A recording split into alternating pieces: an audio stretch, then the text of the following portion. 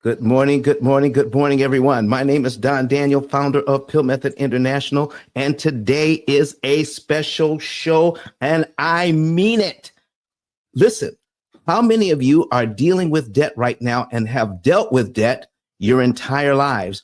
And I'm going to be talking about the fact that the way that you're in debt now, no matter what decisions you made in the past about debt, not your fault. It's not your fault. And I'm going to tell you why it's not your fault in today's show. So listen, stay tuned, get ready, buckle your seatbelts, because I'm going to be giving you some information you probably never heard before. We're not blaming you because of the debt. I'm going to put the blame squarely where it needs to be, and you need to be able to hear it today. So let's get ready. And if you want to know why we're in debt, how we're in debt, and who to blame and what to blame, today is your day. So let's get ready right now. Get started.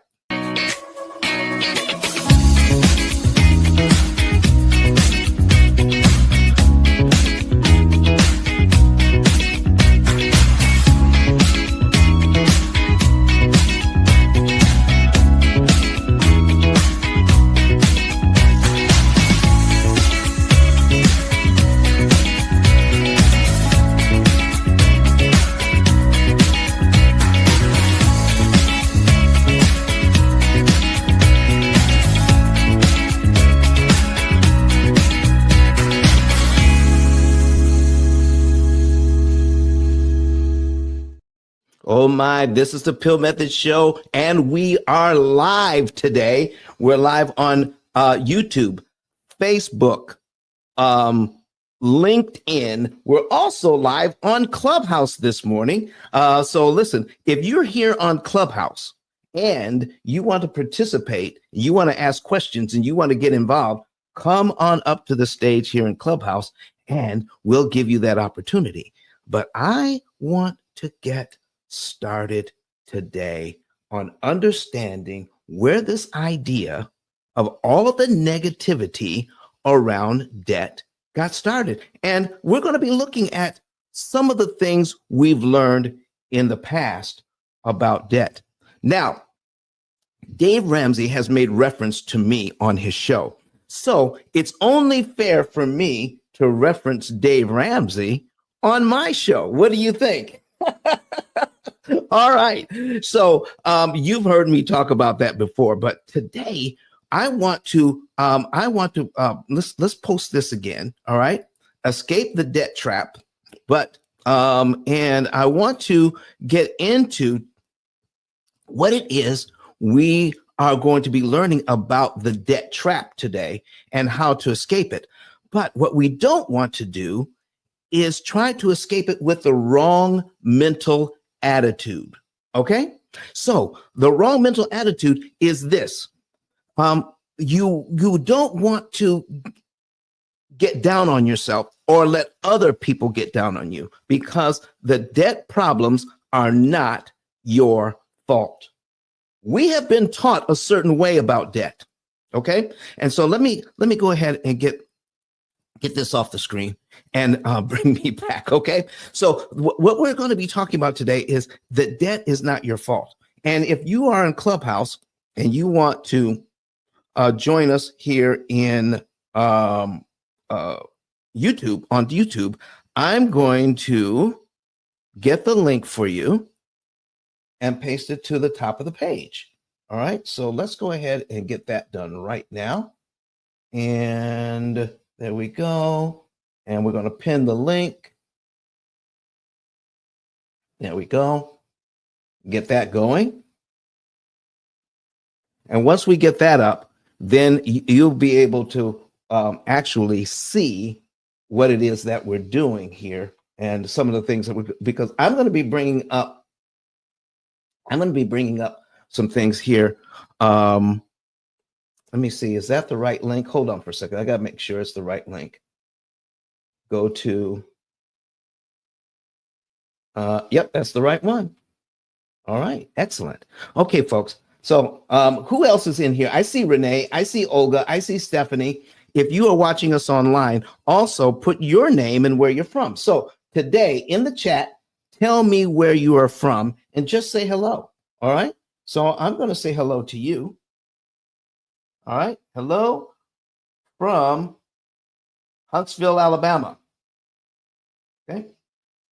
And because that's where I am, in Huntsville. Hello from Huntsville, Alabama. There we go. All right. Hello from Huntsville. That's where we are today. And so let me start here. Now, a lot of people listen to Dave Ramsey, and I mean a lot of people. Hey, Renee from Virginia. All right.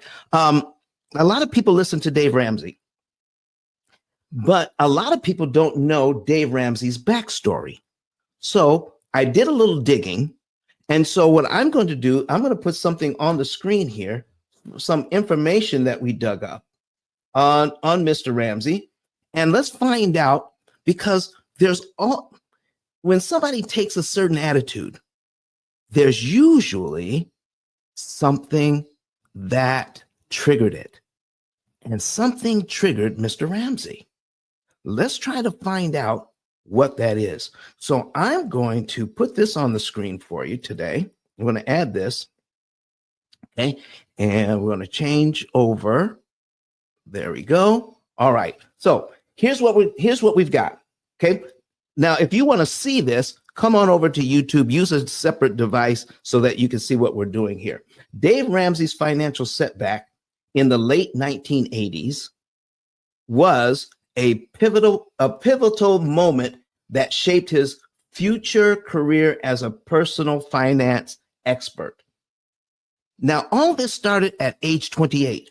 By age 28, Ramsey had built an impressive real estate portfolio worth $4 million with a personal net worth that had exceeded $1 million.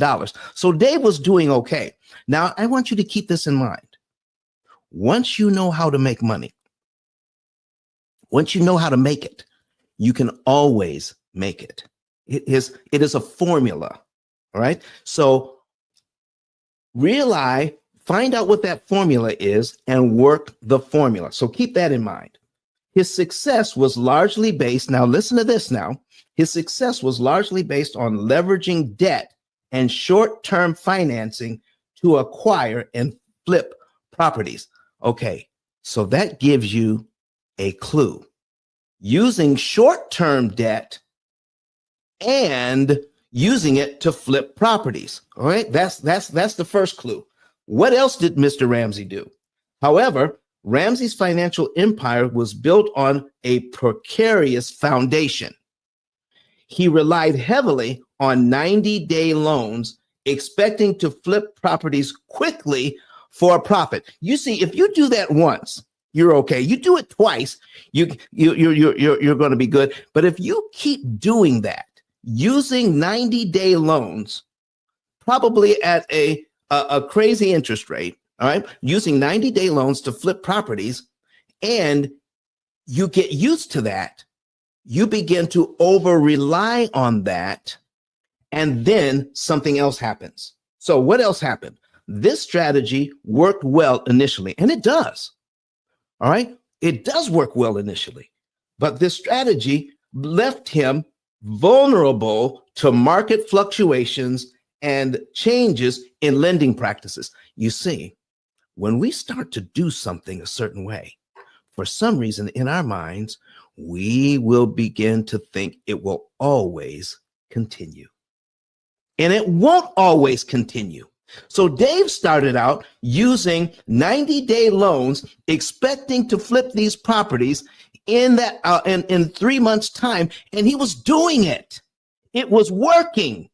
And ladies and gentlemen, it worked until it didn't. Okay? So The turning point came with the Tax Reform Act of 1986, which significantly impacted the real estate market. Now, that's everybody in the market. Okay, so when the change in laws come, and you are positioning yourself in the real estate market so that those laws negatively impact you, you begin to blame the wrong thing. Now, listen to this.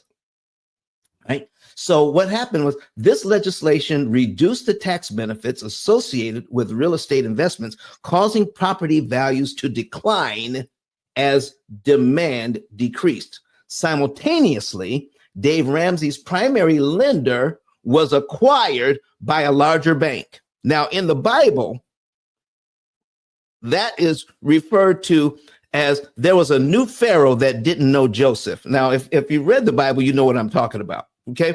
Now, but there's a new sheriff in town. There's somebody new in town that did not know Dave, did not respect Dave, didn't know his ability to repay loans. And so somebody new comes along that says, listen, we're going to change everything for you, Dave. Dave's primary lender was acquired by a larger bank, which took a more critical look at his loan portfolio. Now, did that mean that Dave no longer possessed the ability to repay the loans or continue to conduct business like he always conducted business? No, it didn't. What it meant was we have new rules, and Dave, your portfolio doesn't fit in our rules. So here's what happened. The new bank demanded Dave Ramsey's loans were, I'm sorry, the bank deemed Dave Ramsey's loans too risky and demanded repayment of $1.2 million within 90 days. So Dave had $1.2 million of loans on 90-day notes. Now, what does that tell you today? So of all of you that understand real estate now, that are studying it now to get into real estate, would you ever have $1.2 million in loans on 90-day notes? Would you do that today? All right. All of you that are studying real estate right now, all of you that have been working on this, I don't care where you've learned it, where you got a course or you learned it from YouTube University, but you tell me, do you think this is a smart play to have $1.2 million worth of loans on 90-day notes? You tell me. All right. What do you guys think? Put it in the chat. Put it in the comment section. Okay. So now, shortly after, a second bank called an additional $800,000 in notes. You see, once you see in the banking industry, there's something that happens because when one bank hears about what you're doing, or one credit card says we're going to lower your limit, I don't know, somehow the other credit cards find out and they start lowering your limits. Okay. So one bank did this and another bank, I don't know how they do this. All right. But all the banks are finding out about Dave. And if one called the loans, listen, the other bank says, we better call in our money too. So shortly after, a second bank called in an additional $800,000 in notes. Faced with these sudden demands and a declining real estate market, you see there's pressure from all sides. The banks are pressuring, declining real estate market is pressuring. So Dave, he relied on flipping these houses and selling them. But if there's a decline in the market, you don't sell them as quickly. And now he's faced with either trying to sell the properties quickly. He's looking at maybe selling them at a loss because he needs now to liquidate. I need to liquidate so that I can pay back these loans. And now he's looking at probably selling off this property for less than he planned.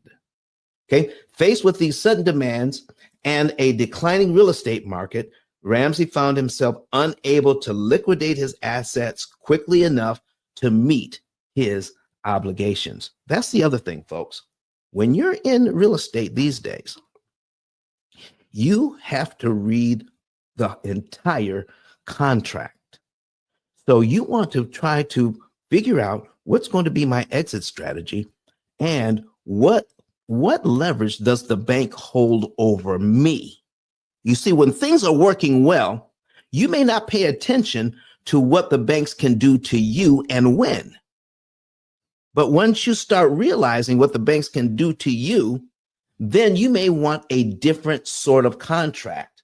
So listen, look, follow whoever course you're in, and make sure that when you get to the part about contracts, you set up this thing in a way that benefits you, and it won't catch you up in a bad spot, and so that the banks won't call the loans in too early.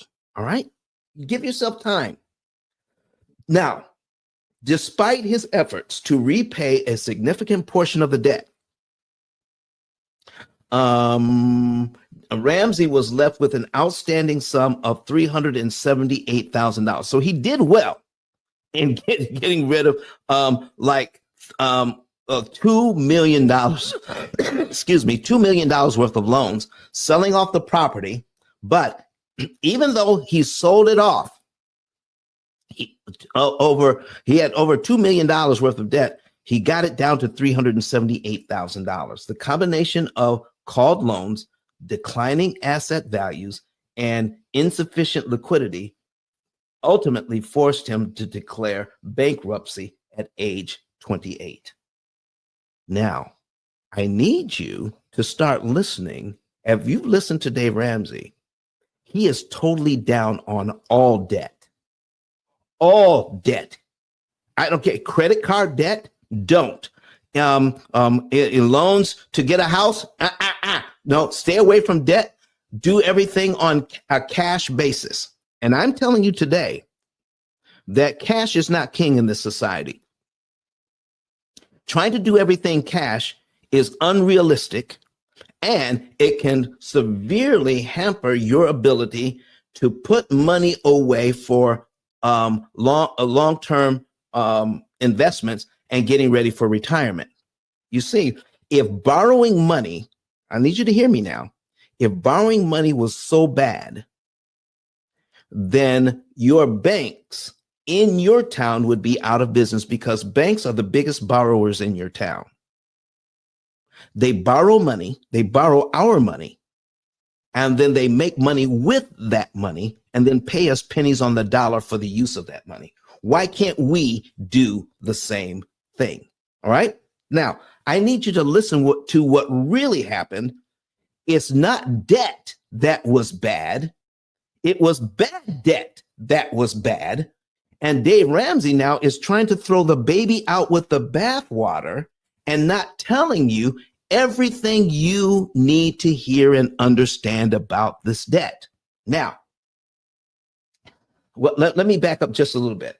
This experience exposed the dangers of over leveraging. There it is. He wasn't properly leveraged. He was over leveraged. Okay. He was over leveraged and relying on short-term financing in real estate investments. So is this something that you needed to learn? Or is this something you need to be so down on that you'll never venture on this ground again? You see, it wasn't the debt that was bad. He had to learn the lesson about over leveraging and using short-term debt in real estate. That's what's going on here. So let's see what happens. It also highlighted the risks of operating in a market artificially inflated by tax incentives. You see, you have to know the whole thing that's going on around you. And this market was artificially propped up by tax incentives. But what happens when a new sheriff comes, and we can see this now, what happens when a new sheriff comes to town and says, now we're going to remove those tax incentives So now you can't do the things that you used to do. You're thinking that these things are going to go on forever, and they don't. And this set the stage for his future career as an advocate for debt-free living and conservative financial management. Ultra conservative. I need you to start paying attention to what's going on now. Because of this, this left a bitter taste in Dave Ramsey's mouth. I mean, he looked at this thing as a loss. I lost all of my money. I've lost, he was up, his net worth was at that time was like $3 million. He had $1 million in assets. He had in cash, and another $1.2 million in other assets. Okay, that he was used to flipping and making even more money. So Dave was doing well, but he looked at his financial reverses as a loss. That's the first thing that Dave did that put him in a negative mindset. When you're in business, when you're learning anything at all, ladies and gentlemen, keep this in mind. Failure is part of the process. There is no loss in a universe of abundance. There is no loss. There's only things you can learn. I need you to comment on if you disagree, go ahead and put it in the comment section. We can talk about it. I need some more people to come to the stage so that we can understand what's really going on here. If I had a financial reversal and I'm listening to people that tell me I did something wrong, and they use terminology like this is the terminology that Dave Ramsey uses on his show. And I said, so I picked out some of them, and here they are. Financial idiots. Do you know how many people come to the P.I.L.L method and they're literally ashamed of the financial situation that they're in until we tell them, listen, you are in great shape. I've seen people with, like 18 student loans, 18 student loans. I've seen people with over 20 credit cards, all right, that are practically maxed out. But guess what, folks? I need you to think about this for a minute. Look at it from the P.I.L.L method perspective. When my team looks at your, when you fill out a request for a savings report, we're looking at a couple of things. We don't care how much debt you have. What we look at is, can you at least make the minimum payments on your debt, okay, with your income? Folks, if you can make at least the minimum payments on your debt with your income, you are in good shape. And even if you have just a little bit of money left over after all the bills are paid, you are in good shape. Because here's what we're looking at. Oh my goodness. When you have all of this, when you're paying out you're paying on 20 credit cards and your mortgage and your car loans, and if you're paying on your student loans too, do you know that's a significant amount of money that you're making? It's just that you're under stress because of all of the debt, and you don't know how to get rid of it. But what we're seeing is you're making plenty of money, but too much of your money is going towards interest. Well, that's what's happening. So is the debt bad, or is the interest on the debt the bad thing that we need to do something about? See, so Dave is looking at this as the debt did this to him. So anybody else is in debt, he calls them financial idiots.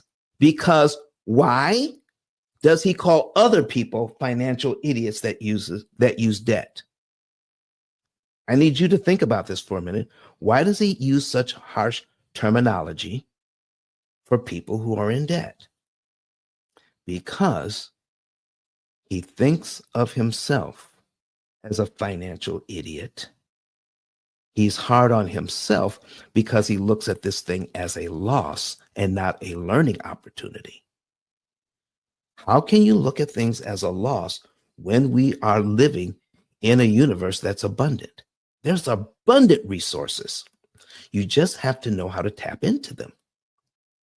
But because he had a loss, because he was over leveraged, leveraging didn't do that to him.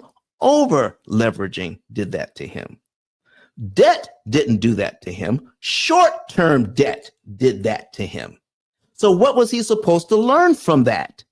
Not that debt is bad and cash is king. He should have learned how to leverage properly. And that's what we teach at the P.I.L.L method, how to leverage properly. Okay, Robin, let's come on up. Come on, Robin, I see your hand. Miss Robin's raising her hand. Come on, Robin, what do you have to say about this today? I think you was getting ready to answer the question that I was going to ask about what do you do in a situation when you over leverage. I think you was getting ready to get into that. I just raised my hand a little bit too early. That's okay, Robin. But what do you think about what we're talking about so far? Everything is good information so far. I'm listening in and out. I'm at work. Okay. All right. So we're going to be talking about how Dave looked at this situation and how I believe we should look at it. So instead of being called financial idiots, okay? And I need more people on the stage, okay? Because Dave thought of himself as a financial idiot. Now he calls other people financial idiots. I need you to understand that hurting people hurt other people. Mr. Ramsey is completely negative when it comes to people using debt. Why? Because it brings up his painful past on how he used debt and it turned against him. Debt isn't bad. The way he used it was bad. All right, now listen to this. So he says finance, he has used this term to describe critics of his methods, suggesting he views certain financial decisions as foolish. Certain financial decisions as foolish. Listen, folks, if you make a financial decision and it turns out wrong, do you want people to refer to that as foolish? If enough people do it, and the people you respect and listen to call your financial decisions foolish, will you also think your decisions are foolish?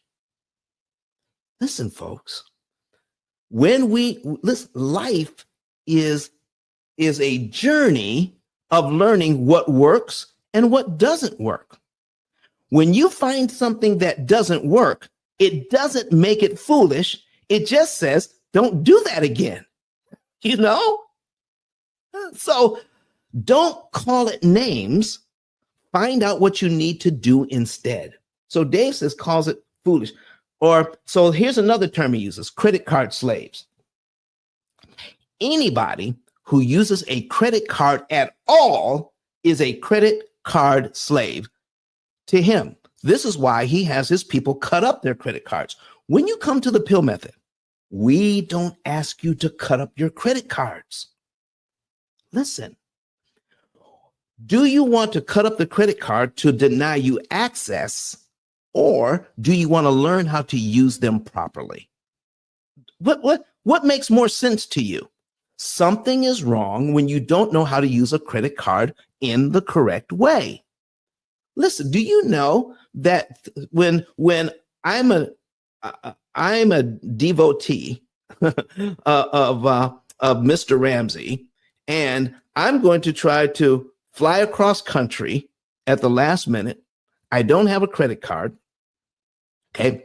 And then when it comes to renting a car, I don't have a credit card. Okay. When it comes to doing some other things, I don't have a credit card because somebody told me that if I have a credit card, I'm a credit card slave. And so we learn to think about all of this in a negative light. Well, at the P.I.L.L method, we show you how to use your credit cards properly. Okay. So, okay, here's another terminology, broke people. Okay. Ramsey often refers to individuals in debt as broke people, regardless of their income. How silly is that? How silly is that to tell people that are following you that you're broke if you use any kind of debt at all?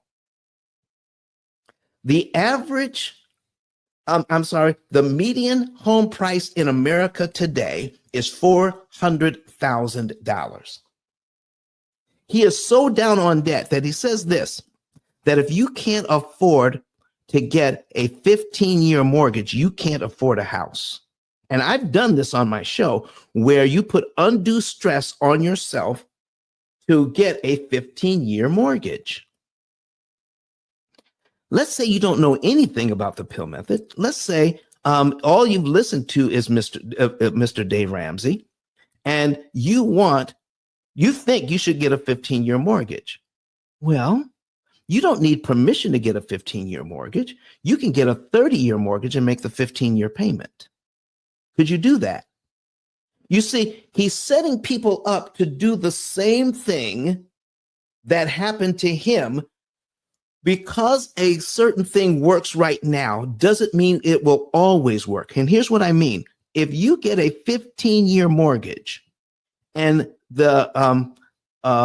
your situation changes, the financial landscape changes, you're locked into that very high payment. But if you want to follow Mr. Ramsey's advice, get a 30-year mortgage and find out what the 15-year payment would be and just make the 15-year payment. If things get tight, you can always drop back to the 30-year payment. Doesn't that make more sense than telling people if you can't afford to have a 15-year mortgage, you can't afford that house? That's ridiculous. And a lot of people take that as gospel, and it ain't gospel. It is a negative worldview in a world of abundance. Now, I believe that it's a world of abundance. If you lose money and you think of it as a loss, then you're going to be stuck in that mindset. And you're just going to be, you're going to be mourning your loss instead of looking at where can I go to tap into the abundance again. Has anybody ever read the book, Who Moved My Cheese? I need you to get that book today. Go to Amazon, wherever you buy your book, and get that book today. Who Moved My Cheese? Let me go ahead and put that on the screen for you, okay? All right, Who Moved My Cheese? Okay. Who moved my cheese? Okay, there we go. I'm going to put that on the screen for you guys. All right, and let's see here. Oh, I don't want to do it that way. Okay. Who moved my cheese? I want to just show you images of that book. All right, there we go. Let's bring this over for now. All right, so here's that book, Who Moved My Cheese, and here's several covers of it. Let me click on this one in Amazon. Okay, Who Moved My Cheese? All right, it's like a $10 book, $11 book. You can get it. And listen, you can read it in no time. All right, and understand this is a book that talks about things that go well for a time and then they stop going well. But here's what happens. People keep going back and doing the same thing they were doing before when things worked. instead of finding the new thing to do in the new climate. So please read this book, Who Moved My Cheese? All right, I need you to do that. All right, Who Moved My Cheese? All right, so anybody else that wants to come to the stage to help me out here, please do. All right, come up to the stage and we'll talk about it. So Mr. Ramsey also uses this terminology a lot: arrogant and stupid. He has used these words to describe people who disagree with his financial advice while being in debt themselves. Arrogant and stupid. Now, if you go back to what Mr. Ramsey was doing here, okay, he had $1.2 million. He had $1.2 million in short-term debt, 90-day debt, 3-month debt, $1.2 million, because he was flipping these houses so quickly, he thought it was okay to use 90-day loans. So when that whole thing turned against him, what did he think of himself? I was arrogant to think that I could keep doing 90-day debt and make it work for me. When the market turned against me, I looked at myself as arrogant and stupid. Do you know how many times I've listened to Dave Ramsey and he calls other people, their decisions, stupid when it comes to debt? And folks, I want to tell you, it's not your fault. So, do we throw the baby out with the bathwater, or do we start to think of our situation differently? Can I share some things with you? Okay, I think let me get this off the screen for just a second. Okay. All right, so we're gonna move that off the screen, and I want to talk to you just a minute about how I look at this and what matters to me. Okay, here's what I've learned over time. By reading the Bible, there's a text in the Bible, John 10, verse 10. All right, and the last part of the verse says, I am come that they might have life and have it more abundantly. I believe that we live in a world of abundance. It's all around us. Okay, so I can't believe that if I have a financial reversal, that everybody is in financial reverse. No, somebody is doing well. Other people are doing well. The resources that I need to do well are out there. I just don't have it right now. I'm temporarily, my wallet is empty. Temporarily, my bank account is empty, but it's a temporary situation. Why should I take the attitude that my situation is bad? Why can't I take the attitude that I need to do something different to put me in a better financial situation in a world of abundance? Listen, a lot of you here in the Clubhouse, a lot of you who are listening to me either on Facebook or YouTube or wherever, are children of immigrant parents. Coming to this country, working hard to put you through school, and now your life is so much better because you've learned from your parents a work ethic that is second to none. And you put that work ethic together in school and learning your particular profession, and now you're living better. Some of you are probably the first college graduates in your family. Now, What if you're in a family that has a legacy of college graduates, a legacy of people who are financially successful, and they pass that legacy on to their children? What's the difference between somebody who has a legacy of financial benefits that they're passing on to their children and then somebody who comes here with nothing, turns it into something, and gives that to their children? You see, listen, it's okay to start out. It's okay to start out with a legacy of financial benefits and it's passed on to you. But please, if you start out on third base, don't look at it as don't look at it as you hit a triple and you started out on third base. Okay. Just be thankful that you were able to inherit a financial legacy and a mindset towards money that is beneficial to you. But what about those who are starting out with nothing?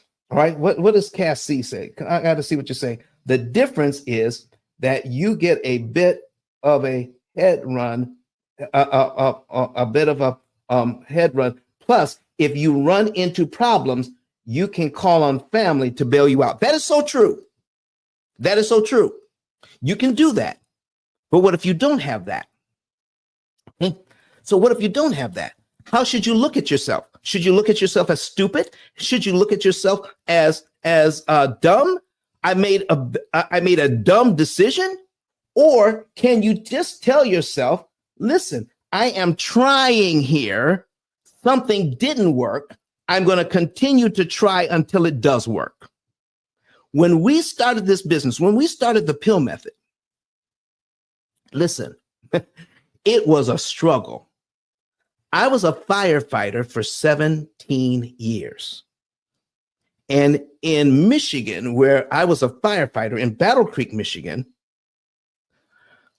you don't get to retire. You don't get a pension, all right, a full pension, unless you're there for 25 years. I left 8 years early. I don't get a pension from the fire department. I got my contribution I made to the pension. So when I left, I got my contribution that I made to the pension, and I sunk that contribution into starting a business. What? You left the fire department as a lieutenant. I was going to take the test for captain, and and on and on and on. I was going up through the ranks. But I left 8 years early because I found out that I had a talent for looking at amortization schedules, seeing some of the weaknesses in the amortization schedule, and finding out that we weren't being taught this at all at any level of financial education. Dave Ramsey didn't get it. Susie Orman didn't get it. There are a lot of people that don't understand how an amortization schedule works, how the bank makes their money through interest. But when I look at an amortization schedule, because I have autism spectrum disorder, I see this thing in pictures and patterns that we can turn the whole thing around to work to our benefit. All right. Do you all? And this is what I've dedicated my life to. And I left that job in 2007. In 2008, I moved to Huntsville, Alabama. Now, here is what's going on. I left that job to build this business. And during the first 5 years of that business, it was a struggle. Did I think I made the wrong decision? There was a part of me that thought about it. There was some doubt there that I was making the wrong decision when I was in put in a position that I had information that the whole world needed to know. but it wasn't easy. Being a lone voice saying that you can cut interest costs by 75%, that you can it is good to get to use leverage and use it in the right way, that you can borrow money at 75% off and pay back a 30-year loan in about 7 years. Oh my goodness. So Dave, why should people get a 15-year loan when they can get a 30-year loan and pay it off in 7 if they understand how an amortization schedule works? This is what we do here, ladies and gentlemen. We put people in a situation so that they can use these loans in a way that benefits them. You can be put in a position where you are in charge. You don't have to pay all that interest. So the way Dave did it, he was over leveraged using 90-day notes, and it caught him. But instead of saying, you know what, there's got to be a better way to do this, he just went off the deep end and said, let's throw the baby out with the bathwater and say all debt is bad. And it's not. Okay. Cassie says, what else did you have to say? The difference is that you get, all right, I already read that. Okay. Does anybody else have anything else to say about this? Come to the stage. Okay. And let's talk about it today. So here's another text for you from the Bible. All right. Philippians 4:19. And my God shall supply all your needs according to his riches in glory by Christ Jesus. I believe that. How much of my need will be supplied if I'm doing what I've been put on the planet to do? I believe that I'm put on the planet to do a certain thing. Oh, listen, I need to contact this person here. Hold on for just a second. People are trying to contact me already.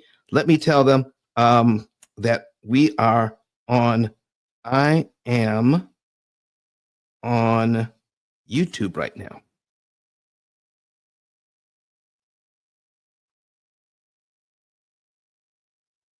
Okay. And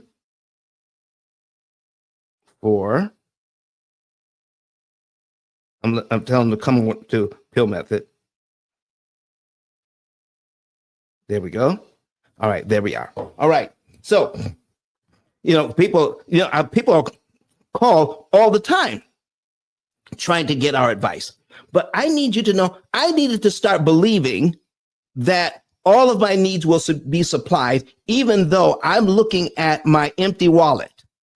I'm looking at my bank account that is almost drained. Now, I wasn't completely broke, but I'm looking at the amount of money that I have right now and the bills that I have next month. If I'm looking at the money I have right now, it doesn't match up with my bills that I have next month. Guess what I'm not doing? Ladies and gentlemen, guess what I'm not doing? I'm not looking at the fact that my bills are paid right now. I'm not looking at that. I'm not looking at the fact that I should be grateful that today's bills are paid. And if I'm living in a state of gratitude, then I will not miss the ideas that come to me so that I can pay next month's bills. Are you hearing me right now? Having an attitude of loss, having a scarcity attitude, you will miss opportunities to do better financially if you are not in the right mindset. You will not be on the same wavelength as the benefits that are trying to come to you. Does that make sense? If I'm negative, how can I understand or even see positive? I cannot. I will not. All right. Let's see. Let's see what else is. It says here, delight thyself also in the Lord, and he shall give thee the desires of thine heart. Commit thy way unto the Lord. Trust also in him, and he shall bring it to pass. These are the things that help me, knowing that I live in abundance. I don't have to look at debt as stupid. I don't have to look at the decisions that I made as stupid. I don't want other people telling me that I'm stupid. I don't want other people telling you that you are doing the wrong thing, that debt is stupid, that the decisions that you made are wrong. Listen, folks, how can you blame somebody for doing the wrong thing if they've never learned the right thing? If I'm hurting and I'm negative, anybody who reminds me of my hurt, anybody who reminds me of my negativity, I'm going to project that on them. Dave Ramsey's audience gets his negativity, gets his hurt because he lost $3 million. And he looked at it as something that was negative, not something to learn from. So when you come to the P.I.L.L method, ladies and gentlemen, you need to know it's not your fault. So I'm going to read, I need, when you get an opportunity, go ahead and read the description from today's show. Okay. I'm going to share the description from today's show with you today. All right. So all right. I want to get there. Okay, hold on. I got to turn this off so we can read this. All right. Let me pull this over here so we can read it. I'm going to read the description from today's show. Welcome to a transformative episode of our live podcast. Debt problems are not your fault. Where we dismantle, let me pull this over here so you guys can see it too. Okay. Where we dismantle the misconception and undue blame placed on individuals struggling with debt. This session explores the harmful impact of traditional debt reduction strategies like the debt snowball. That's what Dave Ramsey uses. The avalanche method. That's Susie Orman promotes that, which fail to offer an which fail to offer an in-depth financial education necessary for effectively minimizing interest payments. It's interest that we need to manage. You see, let me ask you something. If all of your debt was 0% interest, is there any financial benefit to paying the debt off early? If all of your debt was this way, okay, is there any benefit? If you all had 0% interest, there's no financial benefit to paying it off early. So why does Dave Ramsey, why does Susie Orman, why do all the other financial gurus focus on how much you borrow instead of the cost to manage what you borrow? It is the interest cost that is the problem. Let's lower the cost of borrowing and make the whole thing work for us. Listen to the rest of what we have here. In today's financial discourse, today's show, okay, too often individuals are unjustly criticized and labeled with harsh terms for their financial choices. Folks, I don't want you to live there anymore. Please don't. Don't let other people do that to you. This episode challenges the narrative that financial struggles are the result of personal failure. Your financial distress, don't blame yourself for that. You see, it wasn't because you weren't paying attention in class. I'm trying to tell you, there was no class. So how could you know? All of America, listen, all over the world, we are expected to use credit cards, mortgages, car loans, student loans to get to where we are now. But what we are not taught is how the loans actually work, how they're constructed. If you know how a loan is constructed, you know how to manage that loan better and cheaper. And that's what we're getting into. We break down how the loan actually works so that you can use it to your benefit. So you're not stuck and telling yourself you made a bad decision by using debt. You've got to know how it works. Okay? So we debunk the myth that seeking financial help or failing or falling into debt is a reflection of one's intelligence or capability. If you have debt, it isn't because you're not intelligent.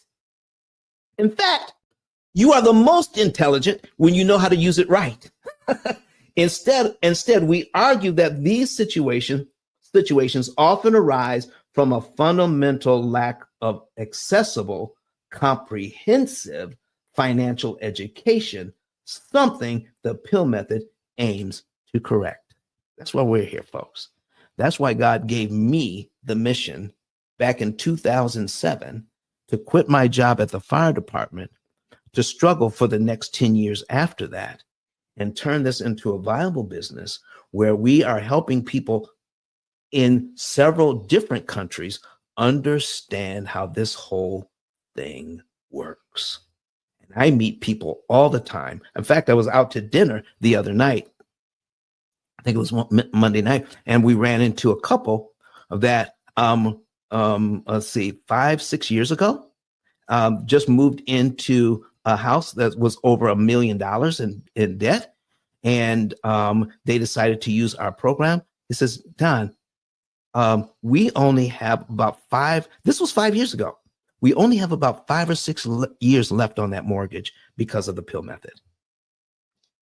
Do you know how that made me feel? To be able to hear that people are actually using. Now, see, here's what's really going on. Not that I need you to hear what's really happening. Not that he's almost paid the debt off, but he has so much more equity.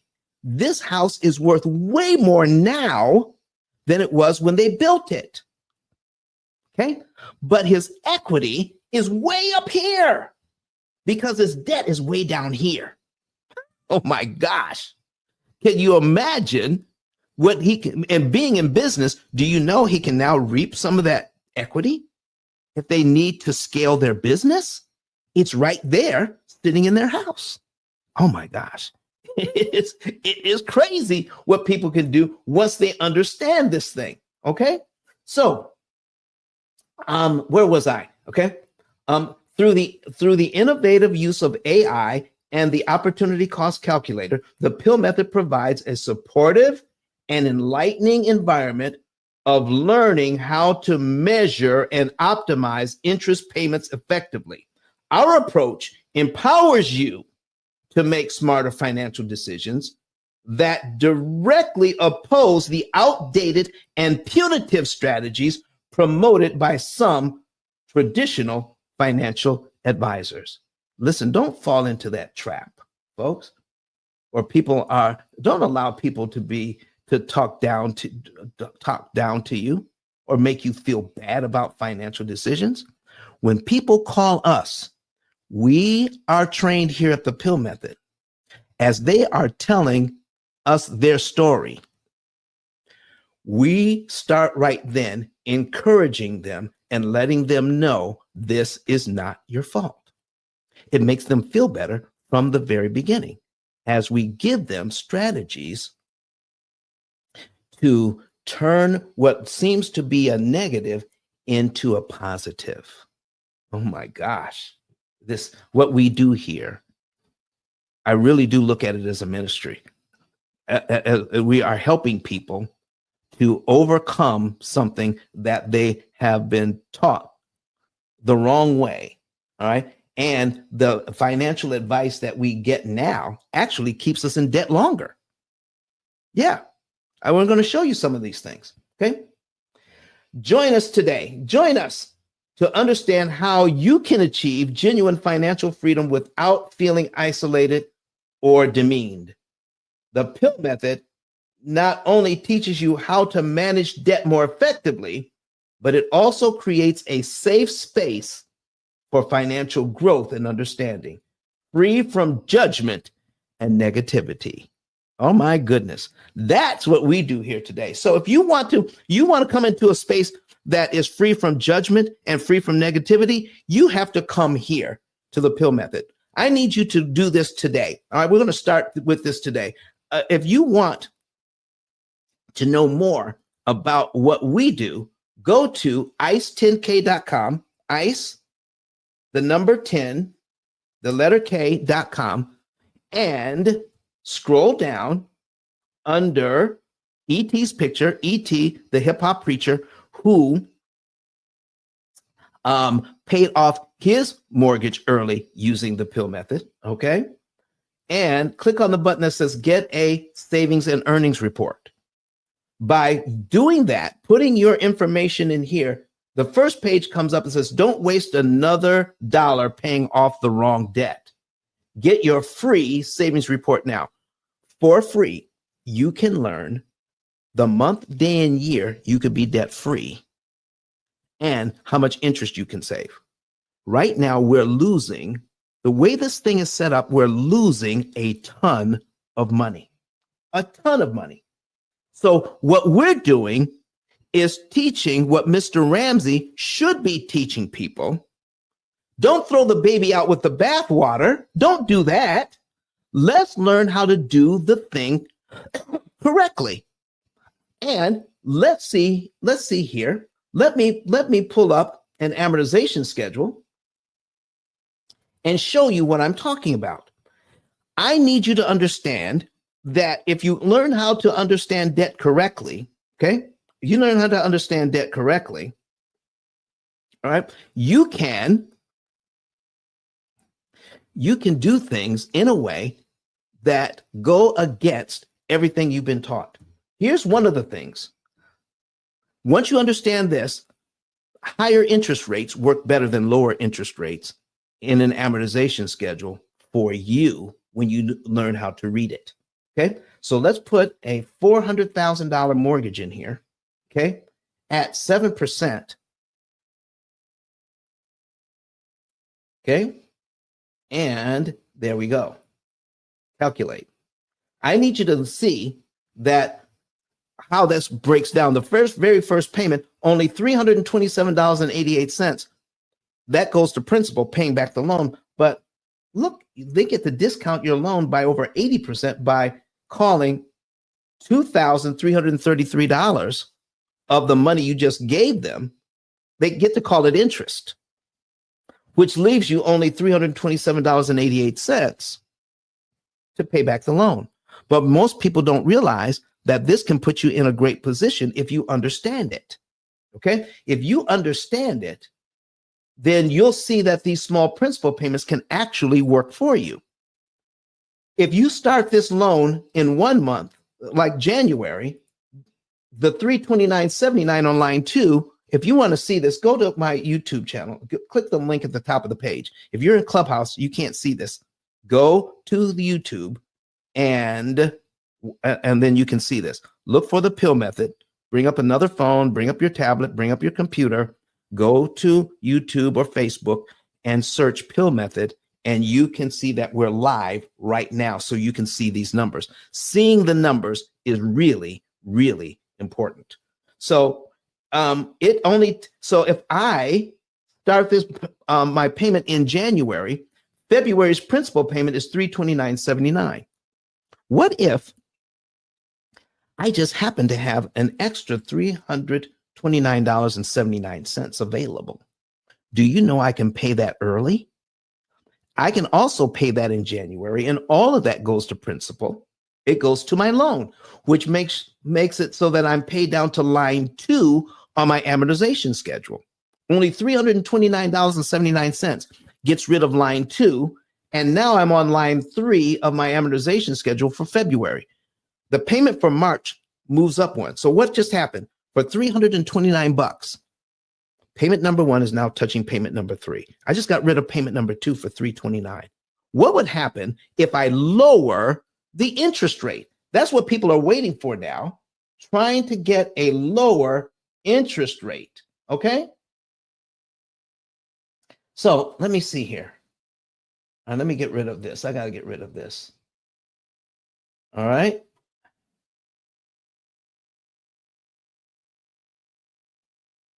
Oh, no. Um, Hold on for a second. I made a mistake here. Shoot. All right. I made a mistake. I got to fix it.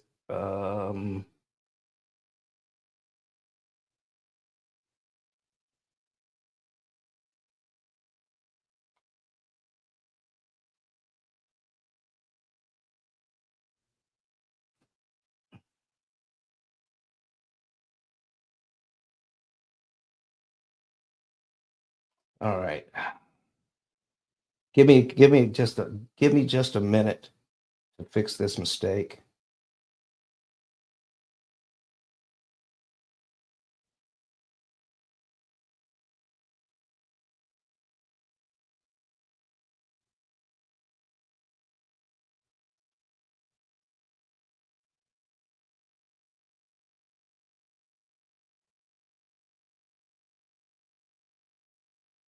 Okay, we need 12 time.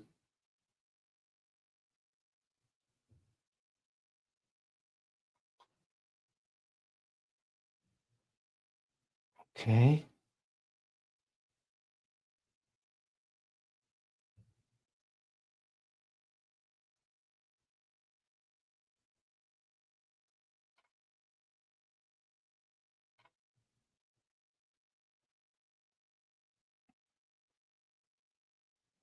Um, let's see here. We've got to put this in. Um,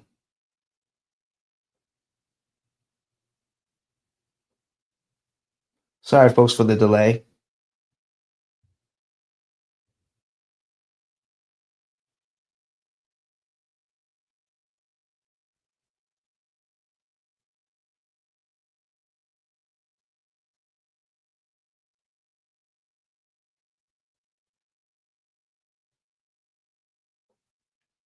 All right, because I got to get this show back on the air on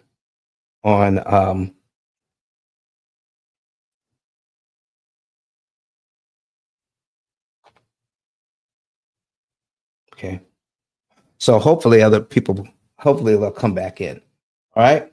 So, all right. So here's where we are. All right. So I need to show you that.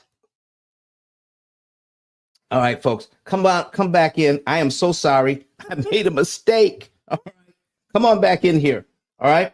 Um, so if by prepaying $331, we can get rid of a bunch of debt. I need to put my link back in here so you guys can come to YouTube if you need to see what we're doing. Let me get my YouTube link for you, and we'll put it back in here. All right. And there we go. Share, copy. There it is. Okay. So let's go ahead and put that back in here.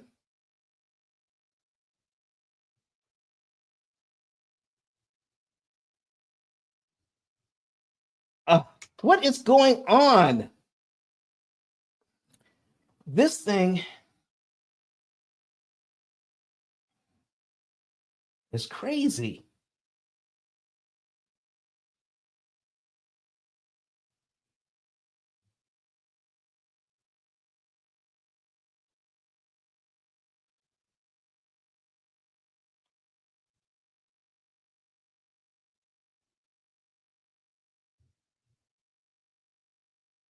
All right.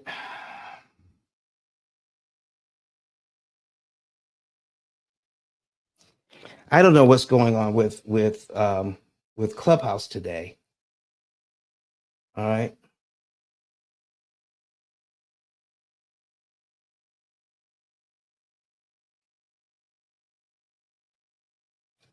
But it keeps shutting down.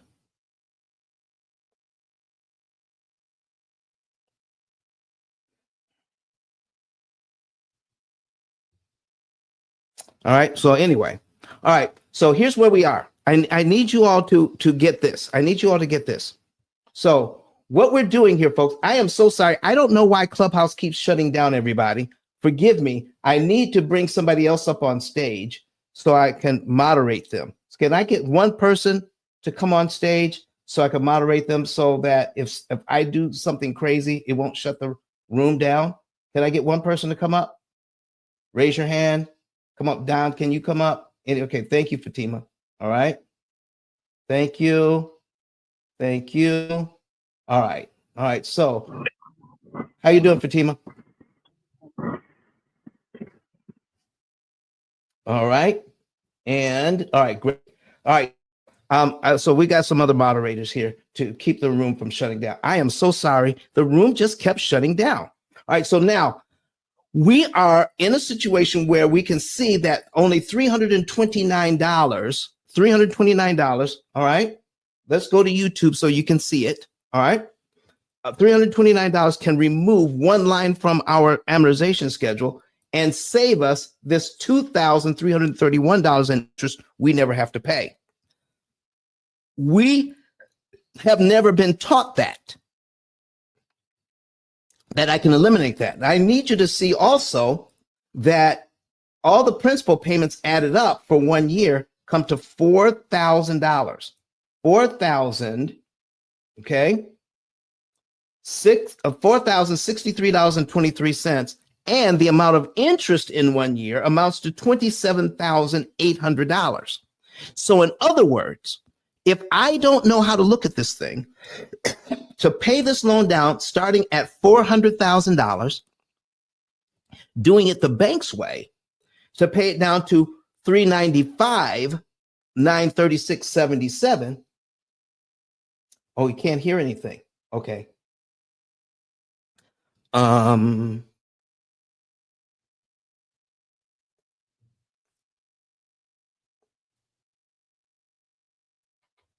right, can you guys hear me now? On Clubhouse. I can hear you perfect. You can hear me now. Hold on. Yeah, we can hear you. Okay, can you still hear me? Can you hear me now? Uh-oh, something is... I can hear you. It's in Clubhouse, we can hear you. I don't know what other place. Okay, good. All right, great. Thank you for letting me know. I just want to make sure everybody can hear me. All right, so if I know that I'm going to pay $4,000 towards this debt, all right, in 1 year, that's all the principal payments added up. What if I had the $4,000 that I could put on the debt right away? What would happen? I'm going to put a calculator on screen so you can see this. This is what Mr. Ramsey needs to understand, but so he went into understanding debt, and so he calls himself stupid, so he calls other people stupid by making certain financial decisions. Don't do that. Okay? So now if I have $400,000, okay, I got $400,000, and then I subtract this right here, what I would pay over 1 year, $4,063.23.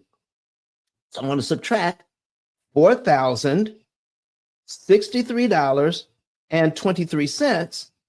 It equals $395,936.77. That's what I have here on line 12 on my amortization schedule. Do you see that? So here's what I'm saying. If I do it the bank's way by making 12 monthly payments on time, it costs me $27,000 of my money just so that I can pay the bank $4,000 towards the principal. In other words, I have to pay out $4,000, okay, $63.23 plus $27,871.29 equals $31,934.52. You know how else I can get to $31,934.52? And if I take the mortgage payment, okay, of 2661.21 and multiply it by 12, comes to the same thing.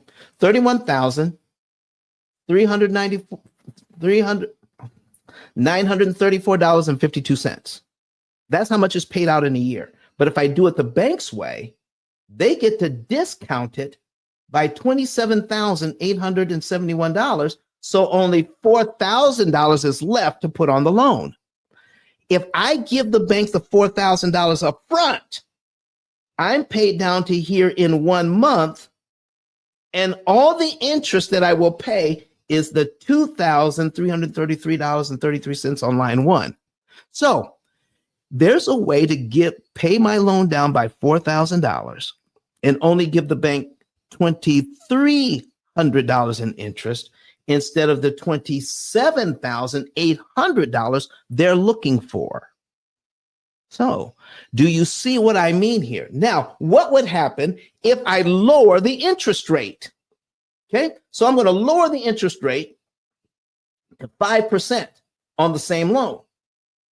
So we're going to lower it to 5%. Okay, there we go. Take this payment out. Take this out. Okay, we're going to lower the interest rate to 5%. And now look at my payment. It's $21.47. All right. My other payment, is $23.33. My payment is $21.47. So it's less. But look at the principal payment. It starts out at $482 instead of $329. So look at my second payment here. It's $329.79 at the 7%. My second payment at the 5% is $482.63. So now once I make my payment, I have to come up with $482.63 to get rid of one line instead of $329. $329.79. Look at that. Now, look at how much principal I would need to pay to get rid of 1 year off this loan. Okay. If you're fortunate enough to have $4,063, you can eliminate 1 year's worth of payments off this mortgage. Pay this on line 1. And now you're on line 13 for February. If you start this loan in January and you give the bank the $4,063 up front, your next payment will be on line 13 of your mortgage. Okay. You cut out $25,000 worth of interest you never have to pay by giving them that. This is what I see because I have autism spectrum disorder. These are the patterns that I see that I'm now sharing with the entire world. So there's no need to call people dumb. There's no need to call them stupid. There's no need to tell them you should only use cash. In fact, oh Lord have mercy. Let me put it to you this way. If I have cash, if I have enough cash to pay for a house, cash, $400,000, that means I'm probably taking it out of some sort of investment that's making quite a bit of money, maybe somewhere between 6 and 10% interest on my money. When we show you the P.I.L.L method and understanding how to read an amortization schedule, ladies and gentlemen, then what happens is you learn how to borrow the money at like 1% or less.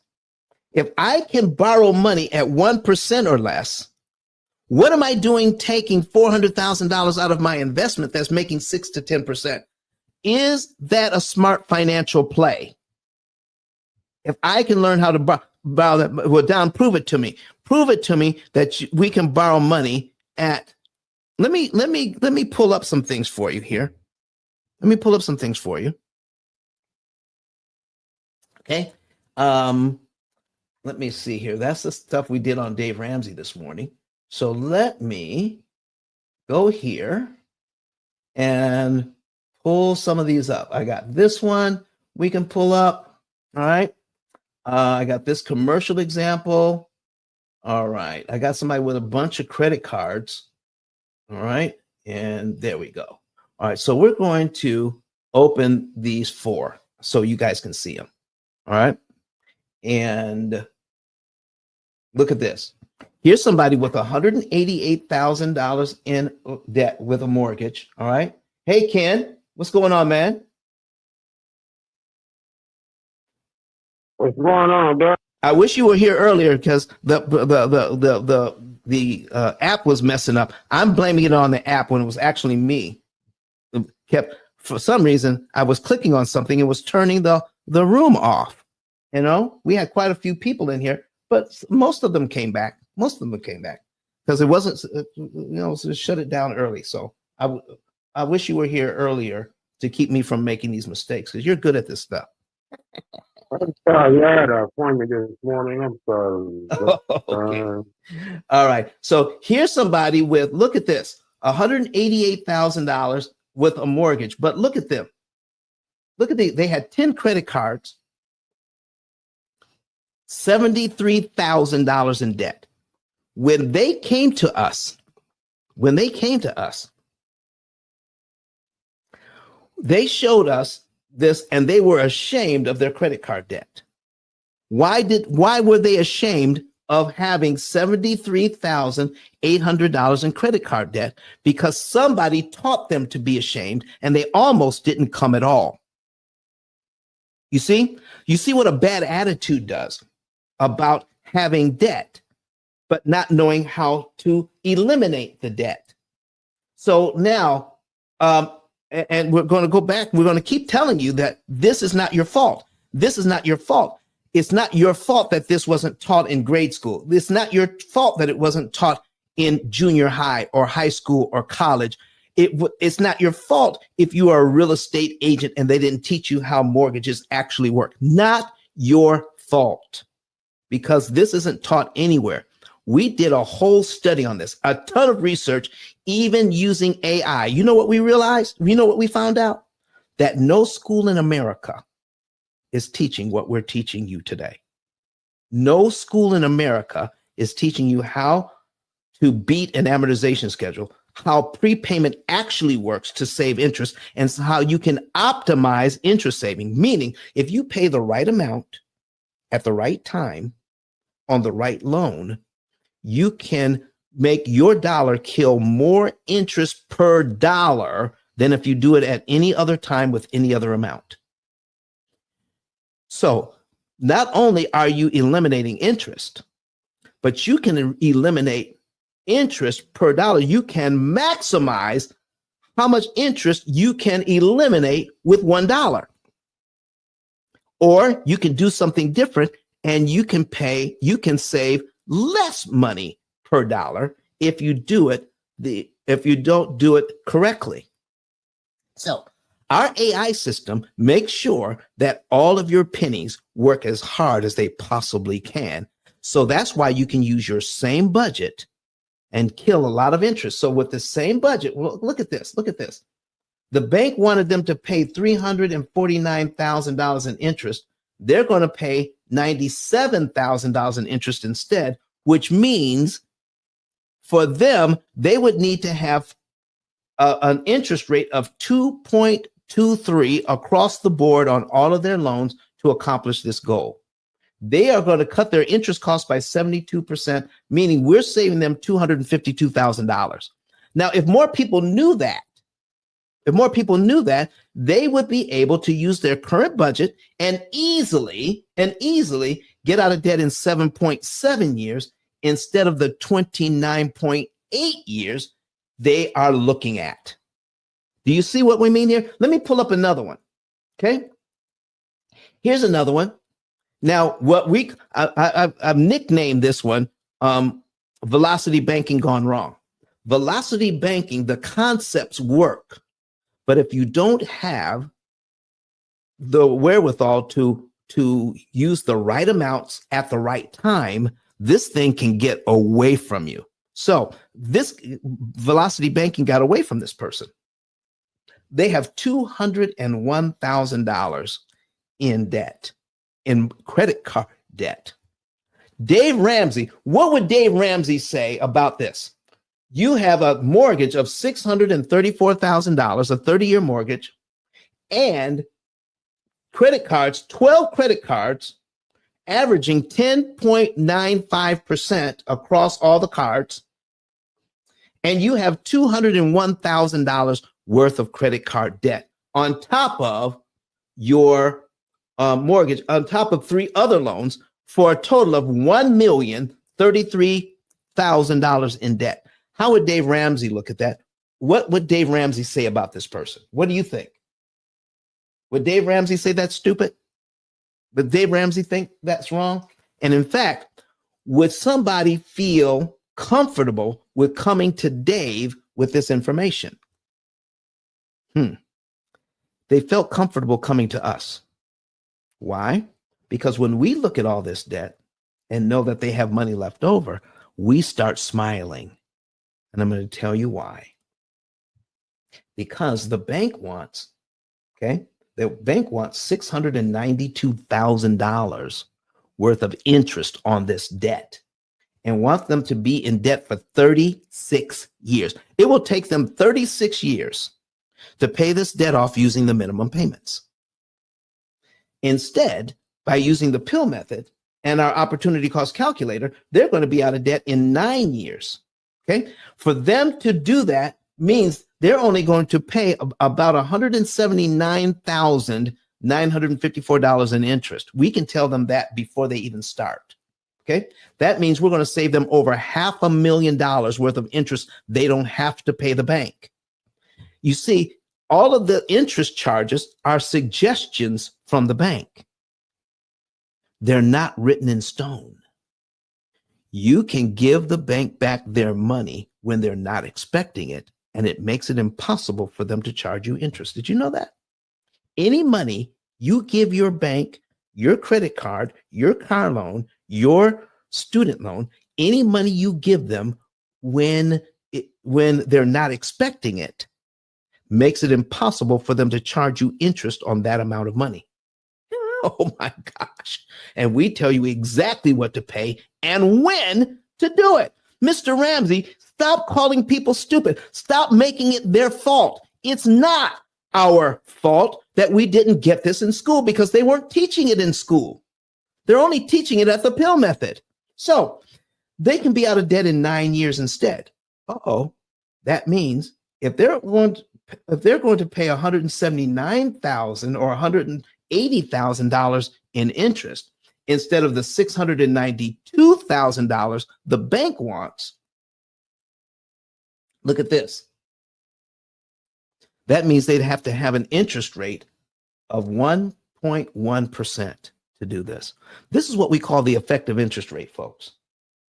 How would you like to borrow money at 1.1% instead of at 7, instead of at 6, instead of at 3?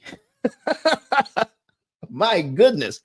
So if you have a higher interest rate, don't wait till the interest rates come down, because it's going to be harder to pay the loan off at a lower rate than the rates are right now. If you can afford the house, if you can afford your payment at 7%, get your house now. Don't wait for the interest rates to come down to 5. And if you're at 7 right now, do not refinance to 5 when the interest rates finally come down. And they will, but don't refinance to 5. Never refinance to get a lower interest rate. You make it harder to pay the loan off cheaper and faster. You see, everything that we've ever been taught about loans actually keeps us in debt longer because it costs more to manage the debt. So let's go back. Let me look at a commercial loan. I've used this one before. $2.2 million worth of debt here. Okay. Averaging 4.34% interest rate. All right. Now, even though it's averaging 4.34%, the bank still wants $1,123,000 on these commercial properties. $1,123,000. We show this entrepreneur, this real estate investor, how they can pay only $231,000 in debt, in interest, saving them $891,000 in interest, meaning the effective interest rate is 0.67%. That's less than 1%, ladies and gentlemen. Now, let me tell you, what if this person had $2.2 million in cash? I received a phone call not too long ago from someone that lives in Denver, Colorado. The house is gorgeous. And they asked me, Don, should I pay cash for the house? They had the cash. Or should they borrow the money? Hands down, I said borrow the money. Hands down, they had money to pay for it cash. There's two ways to go about this. Here's the first way. Get a loan from the bank. Okay? Get a loan from the bank to buy the house. Leave your $2.2 million in your investment, making somewhere between 6 and 10%, and then pay it off using the P.I.L.L method. And the interest, so we're going to cut your interest by 79% while your money continues to work. We're going to reduce your interest cost on this by $891,000, and you're going to end up paying $231,000 in interest instead, using your current budget, while your money, your $2 million, is still making money for you in your investment. Or you can do what some of the rich and powerful do. If they have the money and they were used to working in cash all the time, their credit profile, even though they have the money, their credit profile may not allow them to get a loan for $2.2 million. So what they could do is take the money, the cash that they have, pay for the house. Now they have a paid off house. They have an asset that they can now take to the bank and say, you know what? Can you put debt on this for me and get 80, 90% of that money right back and put it right back into their investment? That's what some of the rich and powerful do. They pay for something cash and then they put debt on it. If we use debt properly, it's called leveraging, ladies and gentlemen. P.I.L.L stands for prepayment of principal, isolating the principal amount, leverage, and liquidity. If you want to know more about this, not only do we give you an AI system, but you get coaching from us to understand how to develop strategies so that you can go here. If you come to me with $201,000 worth of credit card debt and a mortgage of $634,000 and 3 other loans of $197,000, we can show you how to be out of debt in 9 years. Look at that. And you can live well while you're doing it. You don't have to eat beans and rice and ramen every day to accomplish this. No, you don't. We're going to show you how you can live well without having to sacrifice a decent lifestyle. We're going to show you how to sacrifice the bank's interest, how to give back their money without giving them all of that interest. So more of your money does what it's supposed to do, pay back the loan and not pay interest. It's as simple as that. But our program is going to tell you exactly what to do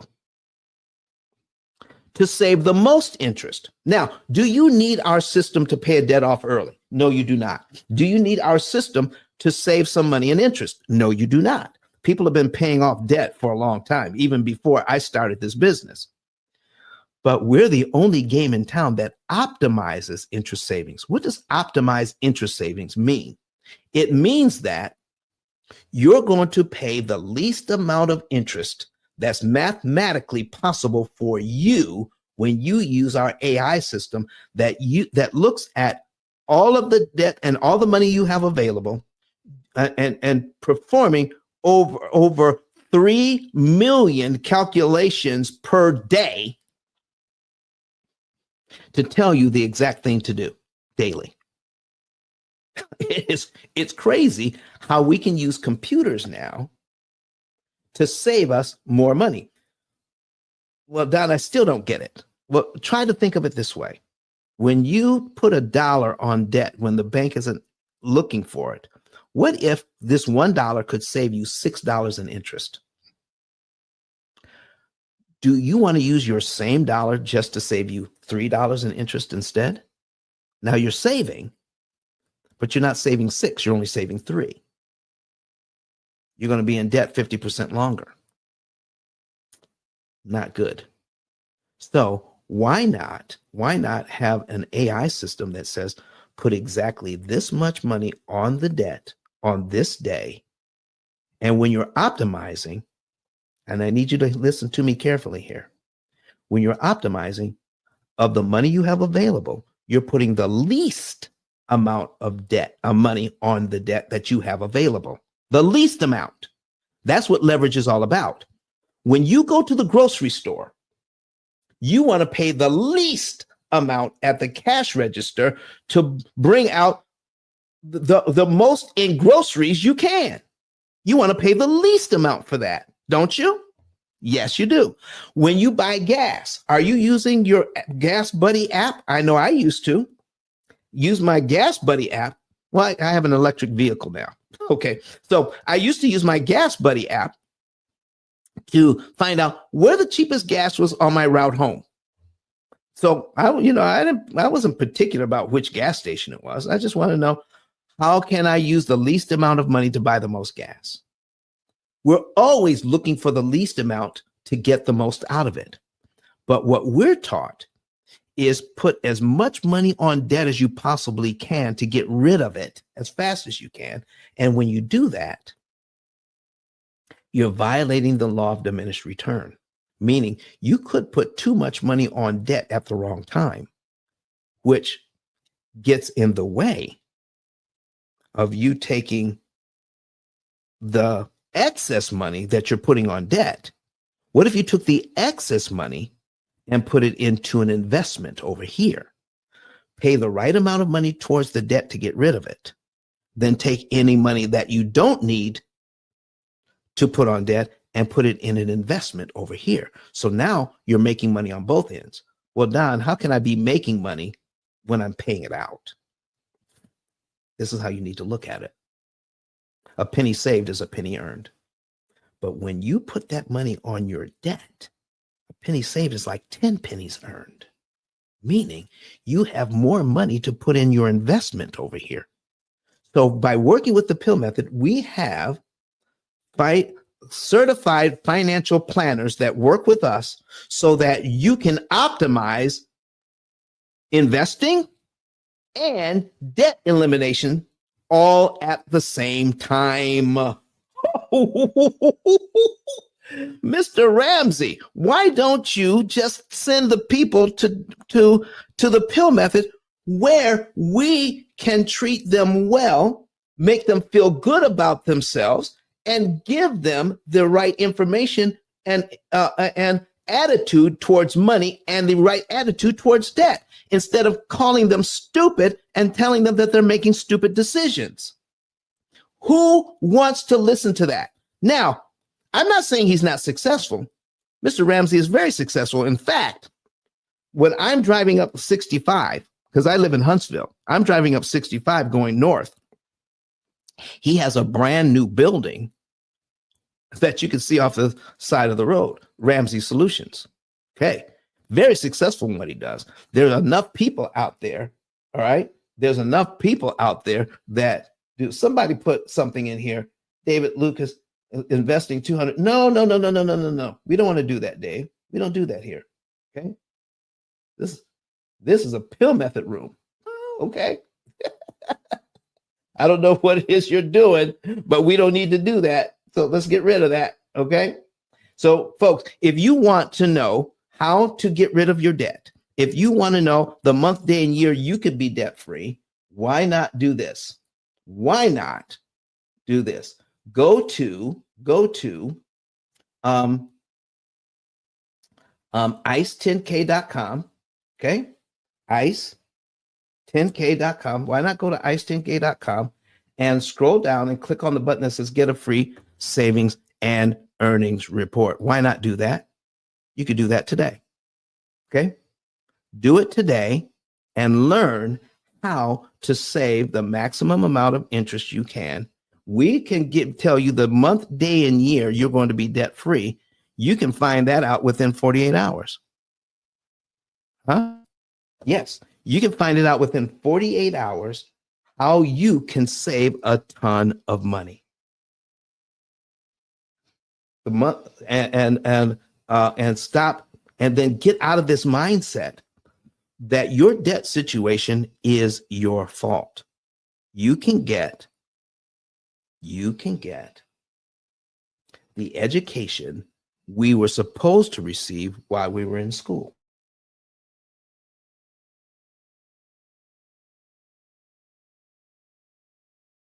Do I have any questions? Okay. Do I have any questions about anything that you've heard? Okay. Do I have any questions? So if you like what you've heard, put a number 9 in the chat. If you like what you've heard today, put a number 9 in the comment section, put a number 9 in the chat. If you like what you've heard today, that we should not feel bad about our debt situation, that we can get out of that debt trap. Okay. Thank you, Martina. Okay. You can get out of the debt trap if you have the right attitude about money and do not let the pain, let's call it what it is. It's money trauma. Dave Ramsey has been traumatized by money, and he's projecting his money trauma on all of the people that follow him. And you shouldn't do that. Let's give people something positive to do. Let's help them to think positively about money. And if they've made a mistake in the past, let's not call it that. Let's call it a learning opportunity. So that people, no matter what they're doing, no matter what they're trying to learn, they will not look at failures as a negative. They will look at it as a positive. I have just found one more way that it doesn't work. That's all failure means to me. Because if I didn't look at it that way, ladies and gentlemen, when I was building this business over the last 20 years, okay, in April, our business will be 20 years old. And if you go to, if you Google us, you'll find out how popular the P.I.L.L method actually is. If you go to our Better Business Bureau, you'll find out that we have an A+ rating with Better Business Bureau with no complaints in 20 years. How is that? Because we take care of our clients. We give them 5-star customer service and the best financial information out there when it comes to dealing with debt. We will, and I'm putting that out there, we will be bigger than Dave Ramsey and Susie Orman combined, because I believe that having a positive attitude, positive energy will get you farther in life than negative energy. What do you guys think? What do you guys think? Do you think being positive and helping people to appreciate themselves and the financial decisions that they make, and let them know that there are some financial decisions that take you in the wrong direction, and there are other financial decisions that take you in the right direction? Do you think it's going to be better to let them know that this is something that you can learn from, instead of saying, yeah, that was stupid? Come on, Dave. So maybe, just maybe, we can inspire Mr. Ramsey, all of us can inspire Mr. Ramsey to be more positive and to teach people how all of this is supposed to work. Okay, what do you guys think? Well, listen, I absolutely love what it is that we do here at the P.I.L.L Method. The people that we've been able to help over the last 20 years is great. The people that have learned how to manage debt, great. People that have learned how to leverage debt, great. Okay. Question. If you get on the radar in such a public way, won't the banks quickly write penalties? You know, and listen, similar to prepayment penalties. Well, did you realize that in Canada, there are already prepayment penalties on residential real estate? In America, there are only prepayment penalties on commercial real estate. Okay. But can I tell you, Carrie, that I actually like prepayment penalties? I actually do. I wish you could come to the stage and we could talk about it. Can I show you some positive things about prepayment penalties? All right. So I had a client in Canada, because if you pay a certain amount at the wrong time, you will trigger a prepayment penalty. And here's what you find out. When you have a prepayment penalty, they only tell you what the penalty is. That's all they tell you. If you prepay, we're going to charge you. And in fact, if you go to a banking institution in Canada and go to their website, some of them actually have a calculator to calculate what your prepayment penalty will be. Did you know that? Yeah, you can calculate what your prepayment penalty will be. But guess what? I need you to change the word penalty to cost. And then ask this question: how much does it cost to prepay? All right. Now, here's what I told this client. And they were afraid of the prepayment penalty. But what I shared with them is, here's how much interest you will save if you do this. If you go about it this way, here's how much interest you will save. They were going to save $100,000 in interest. Now we have some information we did not have before. We didn't have this before. We didn't have how much money we would save by prepaying. Now, if I know how much money I'm going to save in one hand, I'm going to save $100,000 over here.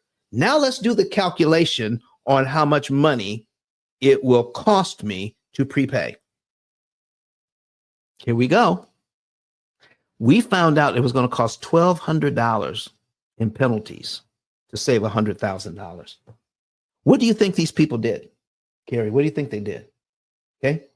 You see, if we don't understand how an amortization schedule works, they would have to totally revamp everything. And there are so few people. There are millions upon millions upon millions of mortgages. They're still going to make money off the mortgage. They still make money off of us. They just don't make as much. Okay. They still make money. They just won't make as much. So what's wrong with that? We want to live in a society where everybody wins, not just we have winners and losers. What about having winners and winners? The bank still makes money if I pay my loan off in 7 years. They get 7 years worth of interest. What's wrong with that? They just don't get 30 years worth of interest. Okay. They get 7 years worth of profit off of me. All right. Get 7 years worth of profit. That's all you get. They just don't get 30 years. They loan me money. They make money for 7 years. I pay them back and we're good. What's wrong with that? I love it. We don't have to be in debt for 30 years. So I'm not afraid of that at all. I am not afraid of that, Carrie, because if the climate changes, all we have to do is find another way to make it work. Remember the book, Who Moved My Cheese? If they change the rules, I'm not going to continue to teach the same thing. We're going to pivot and find another way to save interest. We'll just find another way to do it. We'll just rewrite our software. We'll just make changes. So listen, folks, I don't want you to think that you're ever going to get in trouble. It's ever going to cause you a problem to save money. Never. Nope. Don't even think that way. Don't start thinking that way at all. I want you all to start thinking of this in a way that's going to benefit you from now on. Okay? The way to do that is, okay, just Carrie says, just concerned that if you make some noise about this, they might write in some sabotage. Yeah, listen, you know how they look at me? They don't. I've been doing this for 20 years. Dave Ramsey has been telling people not to use loans at all for a lot longer. And the banking institutions don't listen to him either. Listen, he's been doing it a lot longer than I have. And what they know is there's going to be many more people who borrow money in a way that benefits the banks. Many more. Even when I'm dead and gone and the P.I.L.L method as a business survives, there's still going to be more people that borrow money the old way than to do it this way.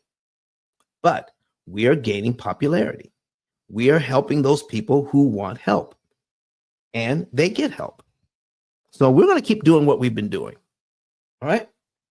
We're going to keep doing what we've been doing. Do I have any other questions or comments about this? Can I get some people to come to the stage?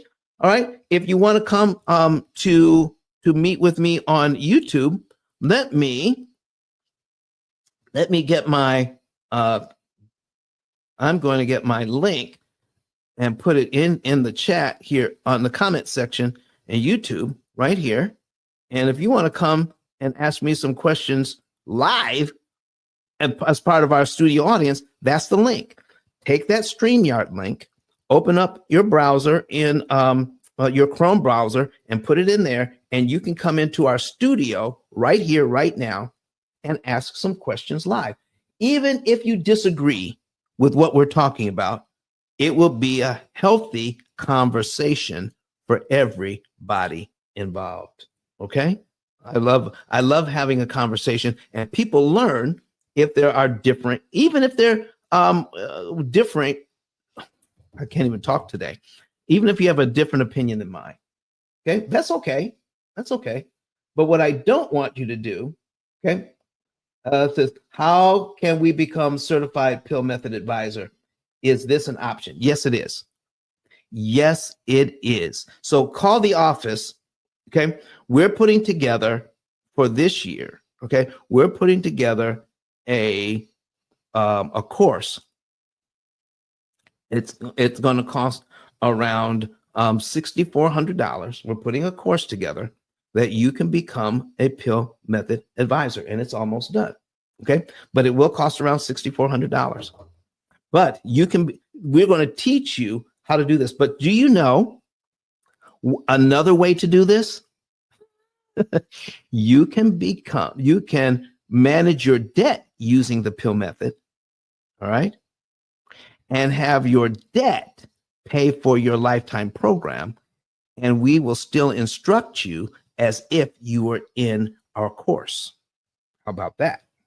So why pay for the course and pay for the P.I.L.L method program when you can just get the P.I.L.L method program, manage your debt? You only want to take the course if you don't have any debt. Does that make sense, Martina? Because you can learn. Listen, I have people that have been using the program for years that can explain it almost as well as I can, because they've been using the program. They've gotten benefit from the program, and they get coaching along the way so that they understand it like we understand it. Okay? And they're helping their friends understand P.I.L.L methodology as well. So there's a couple of ways. So you can take the course once it's finished if you don't have any debt. But if you do have debt,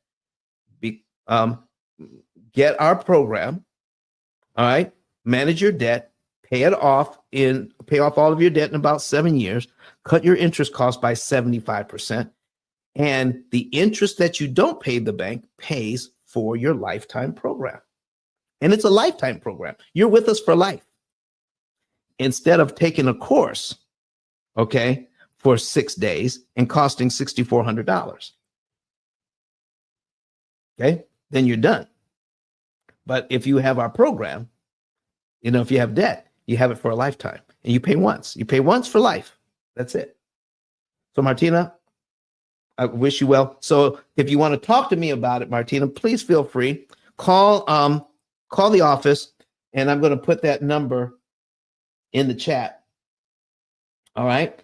256-886-1867. I'm putting that out on YouTube and Facebook and everywhere else. And I'm going to put it in Clubhouse as well. All right. 256-886 1867. All right. And I have a light day today. So call and leave a message for me to call you back. All right. They'll try to put you through, but very rarely am I available like that. But leave a message. I'm calling to talk to Don. Have him call me back. Okay. Make sure we have your number correctly. Have your number correct. And the person that answers the phone will make sure that I get the message. Martina, it's going to be a pleasure to talk with you. All right. Anybody else got any questions today about what's going on with the P.I.L.L method? How this is not your fault? Does it make sense? Does it make sense that we have been led down the wrong path by whatever financial decisions we've made in the past?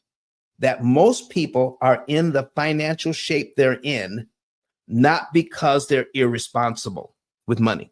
I'm just telling you, only a small percentage of people have been irresponsible with their money. Most people who are in financial trouble have not been irresponsible. Most people who are in financial trouble have followed the advice of financial gurus and put themselves deeper in debt, deeper in a situation, because they're not paying attention to how much interest they're losing. I call it interest consumption. Okay. When you have, let me put this back on the screen. Okay. Let me put my calculator back on the screen and let me show you what I mean. Okay. Let's put this back on the screen, and there we go. Boom. All right. So we have this back on the screen.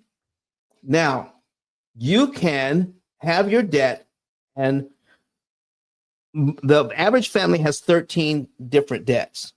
Okay. And 35 to 39% of their income pays interest alone. That's a lot of money. That's a huge amount. I've seen it as high as 50%. 50% of, and I'm not talking about the entire payment. I'm just talking about adding up, like here, the interest payments right here. You see this right here, the interest payments on this debt. Okay, look at this. Let me get rid of this here. All right, this, and recalculate that. Okay, look here, $2,661.21 is the payment. Look how much interest they're losing. $2,000 a month, $2,300 a month. That's a lot of loss. Okay, that's a lot of waste. I gotta come up with a whole $2,600, and that's just principal and interest, not talking about the taxes and insurance. I got to come up with a whole $2,600 just so that the bank could discount it by $2,300. And I'm only left with $327.88 to pay on my mortgage. That's a lot of loss. I don't want to lose that kind of money. Let's stop doing that. Okay? Let's stop losing that kind of money. Let's do this instead. Let's turn this around where if I give them this money when they're not expecting it, I don't have to pay them that. And I can give the bank back their money in a way that makes it impossible for them to charge you interest. You see, that's the weakness in this system that nobody told us. If I do it the bank's way, every single month they get to charge me for 360 months. We fix it so they can only charge you for about 84 months. And I think they should get paid for the service that they render. I just don't think they should get paid for 30 years. You know, just think about it. There are houses that cost $250,000 that you can get a 30-year loan on. There are cars that cost over $300,000, but you can only get a 7-year loan on those cars max. So if a $300,000 car needs to be paid off in 7 years, because you can't get a 30-year loan on a $300,000 car, I don't care how you slice it. They're not going to do it, but they will lend you $300,000 for 30 years on a house. Why can't we treat our house more like a car? Why can't we learn how to do that? How can we borrow money and pay it back in a way that we can still go on vacation, that our kids can still enjoy going to having lessons, music lessons, or going and playing baseball or soccer, or just being able to go out and have some fun. All right. Listen, can I get more people on the stage if you have any questions? Because Ken is looking out for you. Ken will bring you up. Just raise your hand. We can talk about it. But here's what I need. Here's what I need you to understand and to do for me, ladies and gentlemen. Stop letting Dave Ramsey and others make you feel bad about your financial situation. Just don't do it. It's not healthy. It's not right to be negative all the time, because you miss opportunities that being positive and having an attitude of gratitude, you miss opportunities that will come to you because those opportunities are positive in nature. So this is why you don't get that when you come to the P.I.L.L method. You don't get negativity when you come here.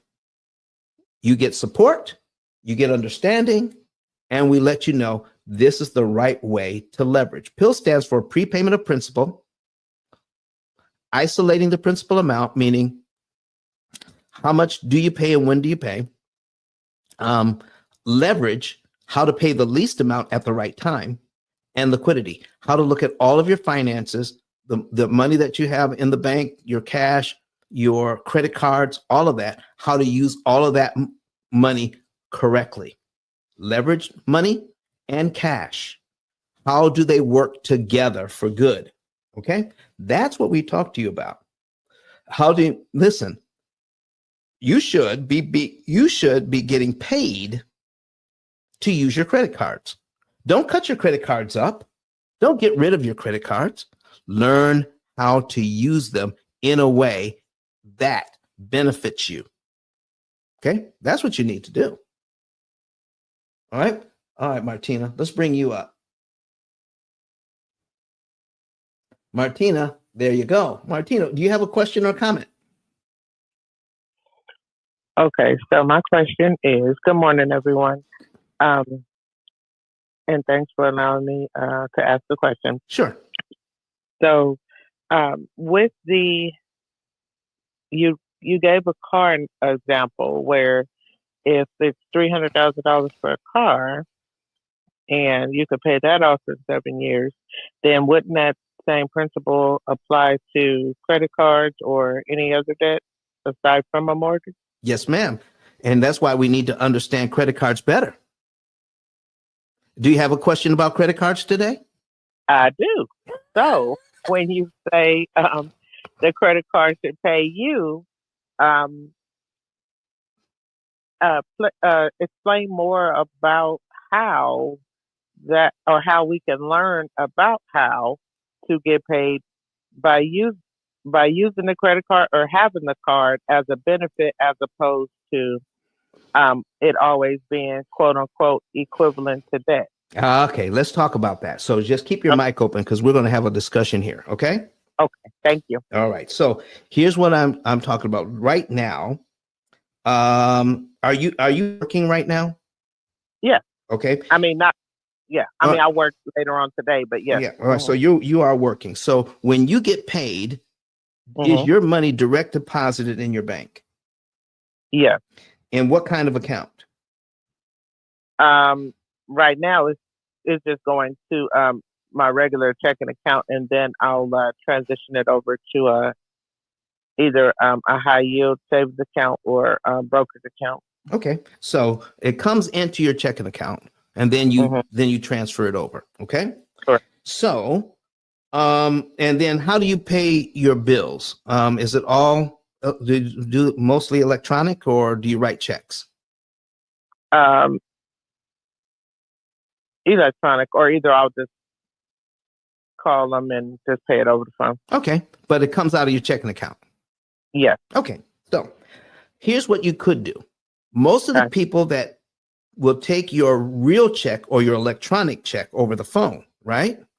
Yeah. Will they take your credit card as well? Yeah. Okay. So if you pay a bill, give me an amount. Don't tell me what the bill is. Give me any old amount that pays one of your bills per month. Give me that amount. $86. $86. So if I put $86 on my credit card, okay, I still have $86 in my bank, don't I? Yeah. Okay. So what if I put that on a credit card that gives me reward points? Aha. Yeah.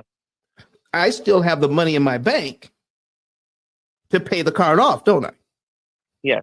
If I pay it off before they charge me interest, before the bill becomes due, they don't pay any interest on that, do I? No. And I didn't pay anything for my reward points, did I? No. So the bank is actually paying me to use their money. Aha. Yes. You see, my wife and I, if you looked at our Instagram or our Facebook page, we go on a lot of trips. Okay. So you gain your reward points and you can, utilize them, or and we fly first class.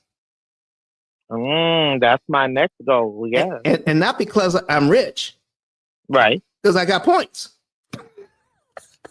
Right. And you utilize the points instead of utilizing your cash. Yes. Or your. So, listen, our vacuum cleaner took a dump, so I had to buy a new vacuum cleaner. Mm-hmm. So did I use cash or did I use my card? You use your card. Exactly. And when I'll pay the card off and whatever points I get. So I have an American Express Platinum card. So talk to me. Okay. So with that, I'm picking up what you put down. So when we go to Dubai, yes, then we need to utilize the card for the points to obtain points to then on our next go round fly first class instead of paying out of pocket first class, instead of going back into debt, to have that luxury experience of flying first class, going anywhere really, but yeah. Yeah, but if you're going to Dubai, we went business class. I couldn't tell the difference between business class and first class, to tell you the truth. Oh, really? Yeah, okay. I couldn't tell the difference. So, but business class was cheaper. That's all I know. Oh, well, let's go with that then. See, that's not. I went business class when we went to Dubai. I went business class, and then and and I'm not an experienced traveler, especially that was my first long haul trip, Mine too. Hmm. okay. And so when they came to me and says, okay, they brought me a little bundle. Guess what was in the bundle? I had pajamas, Yes, slippers, slippers, and then you were able to get in the shower. in the shower, okay, and it was a big old bathroom. I felt like I was at home, not the little tiny airplane bathroom. Bathroom. Right. They, Loved it. they had And then you had a robe, I think. a robe, and I had and then they said, Mr. Daniel, can we make up your bed? What? The whole seat lays down into a bed, and then they put a little mattress on it. Yes. And then they bring you, you can have any experience of beverage, any experience of food. And the food is on demand, not at certain times. I love it. Listen, Okay. they put a tablecloth on. They put a little light on there. It wasn't real candle, but it was a fake candle. I mean, the atmosphere. My wife was sitting right next to me, and we can have a partition between us. It was in a quad. Okay, I didn't know what a quad was. I do know now, quad situation, and so we're doing it. Listen, we're flying in style on points. See, this is the best. And gaining a luxury experience that is better than just regular class. Yep. But you see, I didn't want to be sitting up for like 14, 18 hours. I don't want to do that. Because it was painful. Let me just say, it was painful. But the good news is that they feed you every 2 to 3 hours. Yeah. And then they come by and see if you need anything. They give you fresh cloth to wipe your face, or warm cloth, I should say, and that. But I was looking at it and I just said, you know what? For that amount of time, yes, it pays to be in the comfort as opposed to just, if you can afford it, it's just better on your body. And then, So just imagine, because I buy tires, because I buy vacuum cleaners, because I have to pay for gas and food. All right. Why not put it on my credit card to build up the points? I have over the years, I've built up over a million points. So I'm a points millionaire.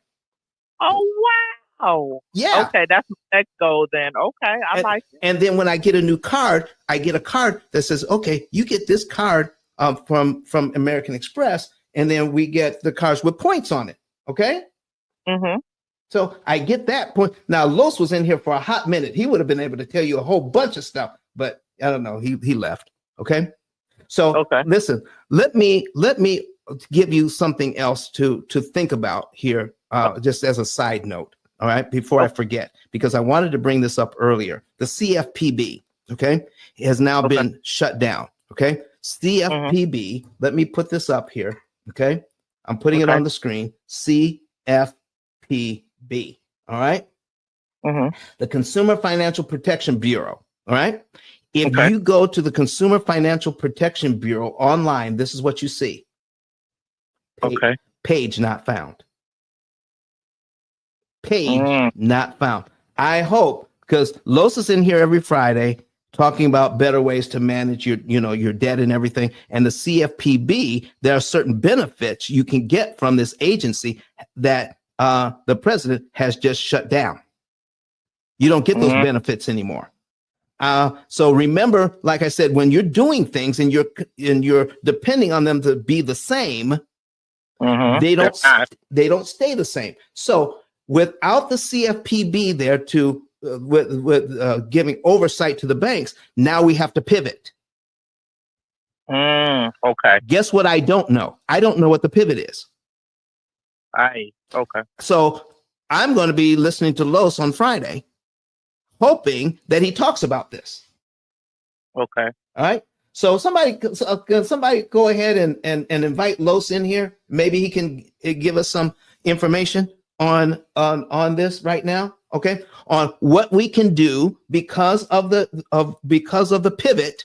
What can we do now? Because the CFPB has been taken down. Everything that is that gives us oversight, everything that is put in place to help American consumers they're taking it away. Okay. Now, one of the things that I found out is that these consumer protection agencies were investigating Elon Musk. And when they removed the head of these agencies, it has stalled all the investigation on Elon Musk. Can you imagine having that kind of power? No, that's a lot of power. What if you had a complaint that you had that has not been resolved, but it's sitting on somebody's desk at the CFPB? Nothing is being done now with your situation. Nothing. How can they do that? Where are the protections? Okay. Now they're cutting off funding for public schools. Public schools are now losing funding.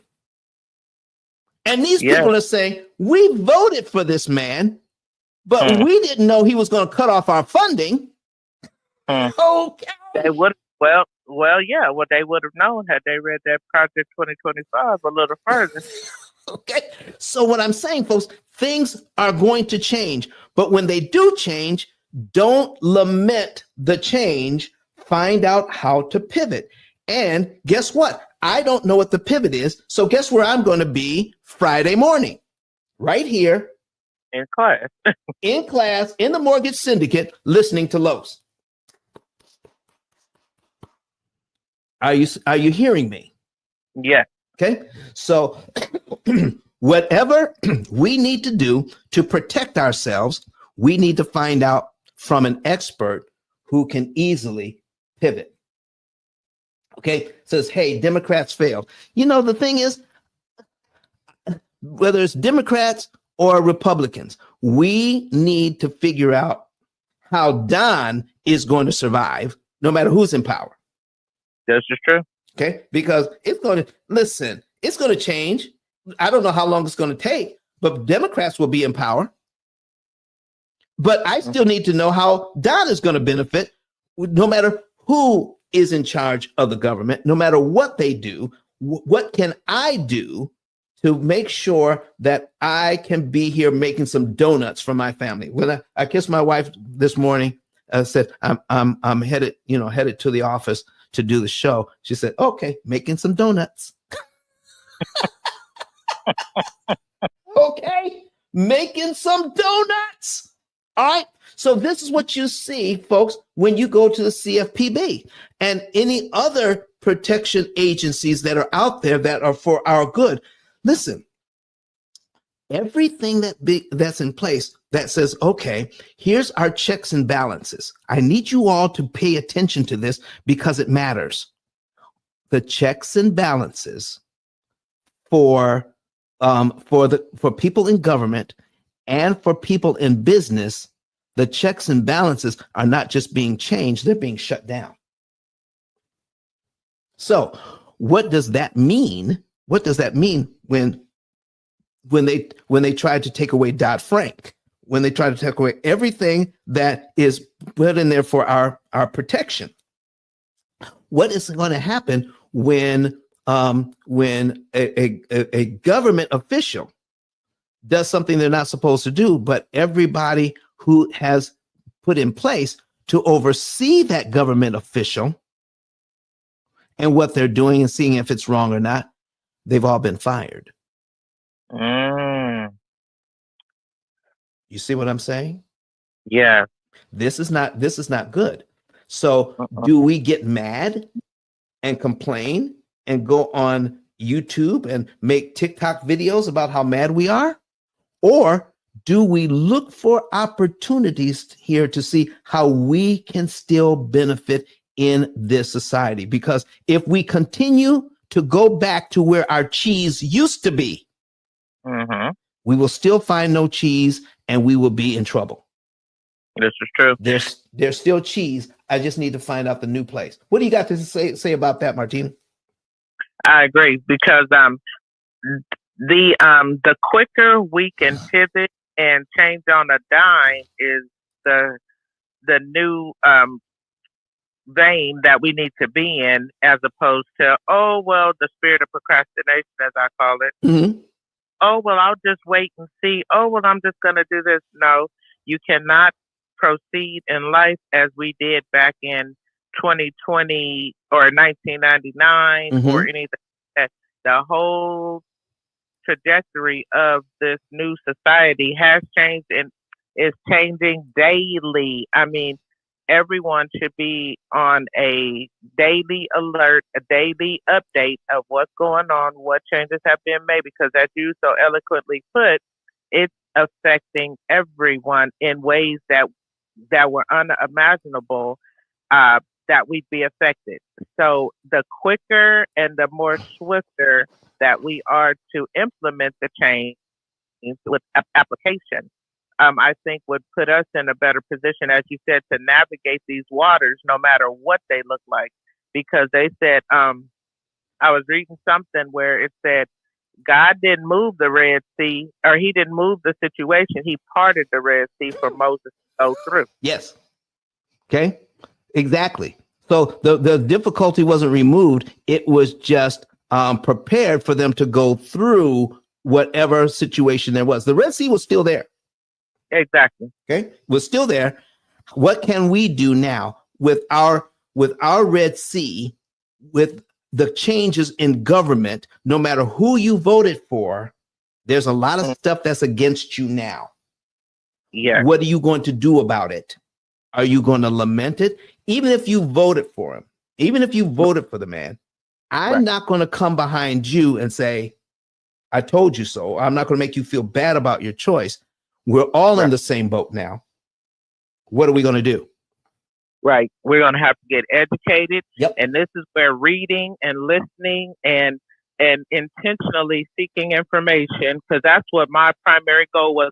When I saw the first 5 days of all of the changes that were implemented, I immediately, because I had never been on Clubhouse before this, in an intentional capacity. And I said, you know what? It's time to stay alert. It's time to stay woke. It's time to get up and be able to change on a dime, whatever that looks like. Be it like we're talking about now, be it financially, be it mortgage wise, so you're not sitting here stressed out behind a job or anything of that sort. Oh, well, what if? Because I work in education, so come on. Okay, you have to be in a posture where you can change and be able to move no matter what the season is and no matter what comes your way.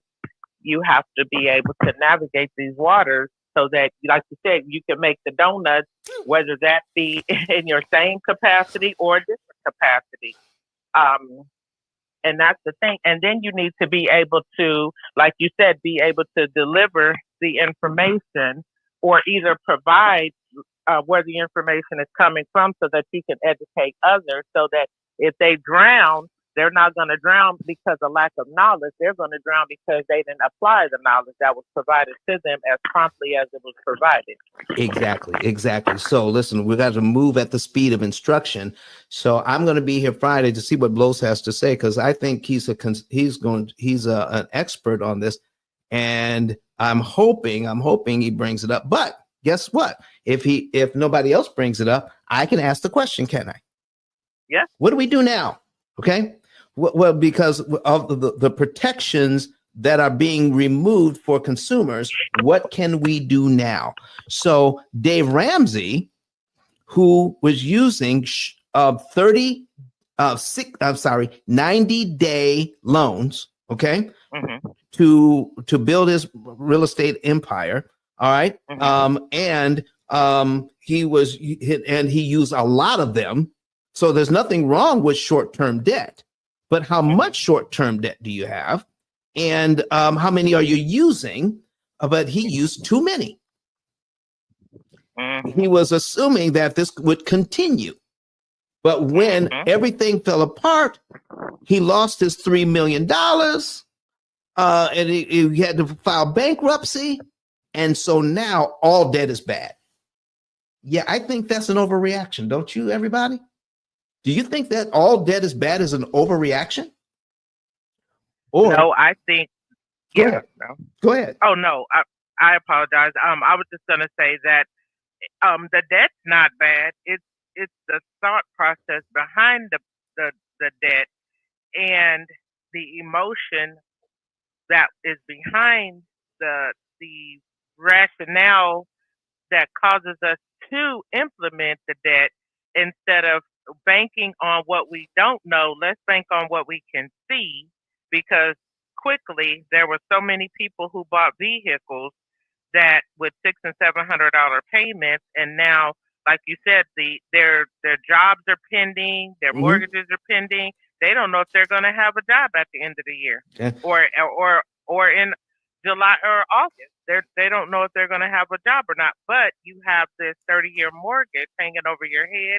You have a 7-year mortgage loan. You have private schools and all these other, responsibilities going on, because we thought things were going to be the same Mhm. as they were. Exactly. We didn't prepare for the worst and expect the best. So now, like you're saying, this is when that whole everyone's in a panic right now, because and this P.I.L.L method would be instrumental for everyone at this stage moving forward. Listen, folks, let me tell you something. If you're new to the P.I.L.L method, all right, I need you to start watching our videos on YouTube. So I'm going to bring up, here's our YouTube channel. Okay. And bring up our YouTube channel. This is what it looks like. If you're, so you are on our YouTube channel. So go to our YouTube channel. Also, we're on TikTok. We're on Instagram with a lot shorter videos. We have reels and shorts on even YouTube. So if you don't want to listen to a 2-hour show to get this information, you don't have to. We have questions and answers in short form that we've edited out of the longer form video so that you can start getting information right away within. Those videos are no longer than 10 minutes. We have some between 3 and 10 minutes long. None of those videos are longer than 10 minutes. So get your information, learn what it is that we're doing. And if you're tired, if you're just tired of doing things the old way, being in debt for 30 years, find out how you can be out of debt in just 7 to 9 years on average. Now, some will take a little bit longer, all right? Some will take a little bit less. But you can go to ice10k.com, ice10k.com, and get that handled for yourself. So I'm going to take a short break. I'm going to call on Mr. E.T. Eric Thomas. All right. He's going to come and talk about his experience for just a few seconds. That'll allow me to get a quick drink of water. We'll be back in about 50 seconds. Listen to Eric Thomas and see what he has to say about the P.I.L.L method. Here we go. Listen to me, y'all. But one of his mentees took us through one of their programs, and I paid off my mortgage. But guess what happened? My marriage went to a whole nother level. And you know why? Because my wife is a security freak. And even when I blew up, my wife would be like, oh, you blew up, but how long is you gonna keep making this kind of money? I was like, I don't know, forever. She's like, you sure? Because I'm gonna keep my license as a nurse just in case you don't. So when I paid the house off, my boy was like, you ain't gotta do that, you can do this. But when I paid the house off using that program, it took the stress level all the way down from my wife because we no longer had a mortgage. Does that make sense? That thing that was coming every month, that was getting on her nerves, we didn't have that no more.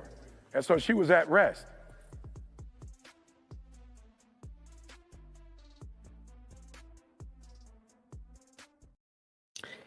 You see, folks, that's a positive way of looking at it.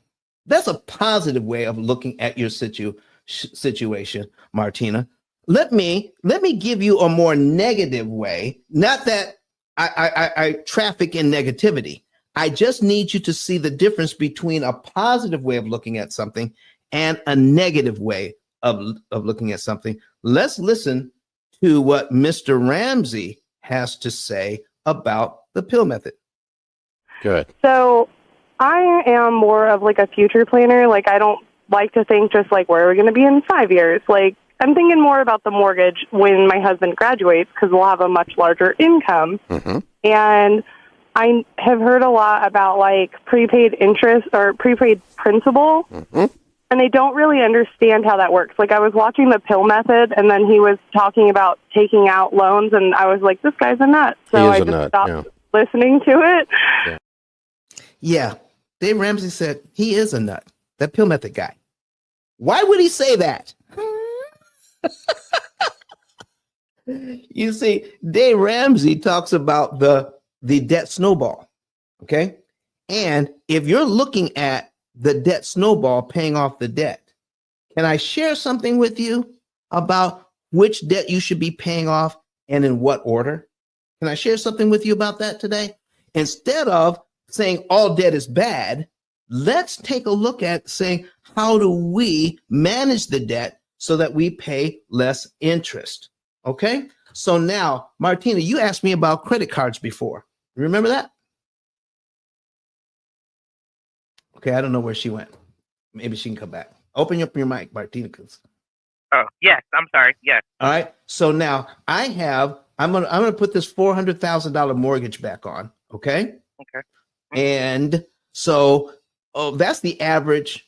That's the average home price in America today is $400,000. So that's not too hard to believe, is it? No.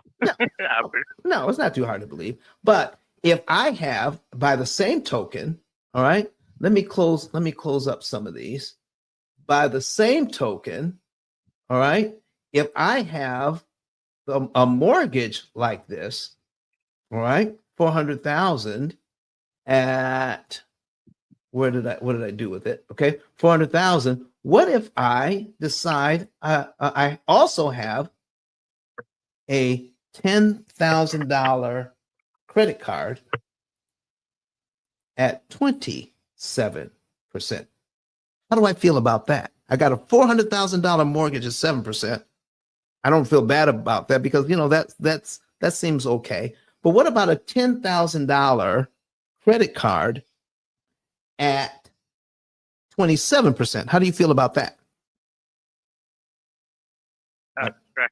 You said what now? I said that could be a little stressful. That could be a little stressful. Now, I need you to really think about it. I owe $10,000 over here, but I owe $400,000 over here. But the $10,000 is more stressful than the $400,000. Now, let me ask you, isn't that really irrational? Very. It's irrational, but we're taught to think that way, aren't we? Yes, the $400,000 should be more stressful than the $10,000. It most certainly should, but it's not. So I need you to see something here, okay?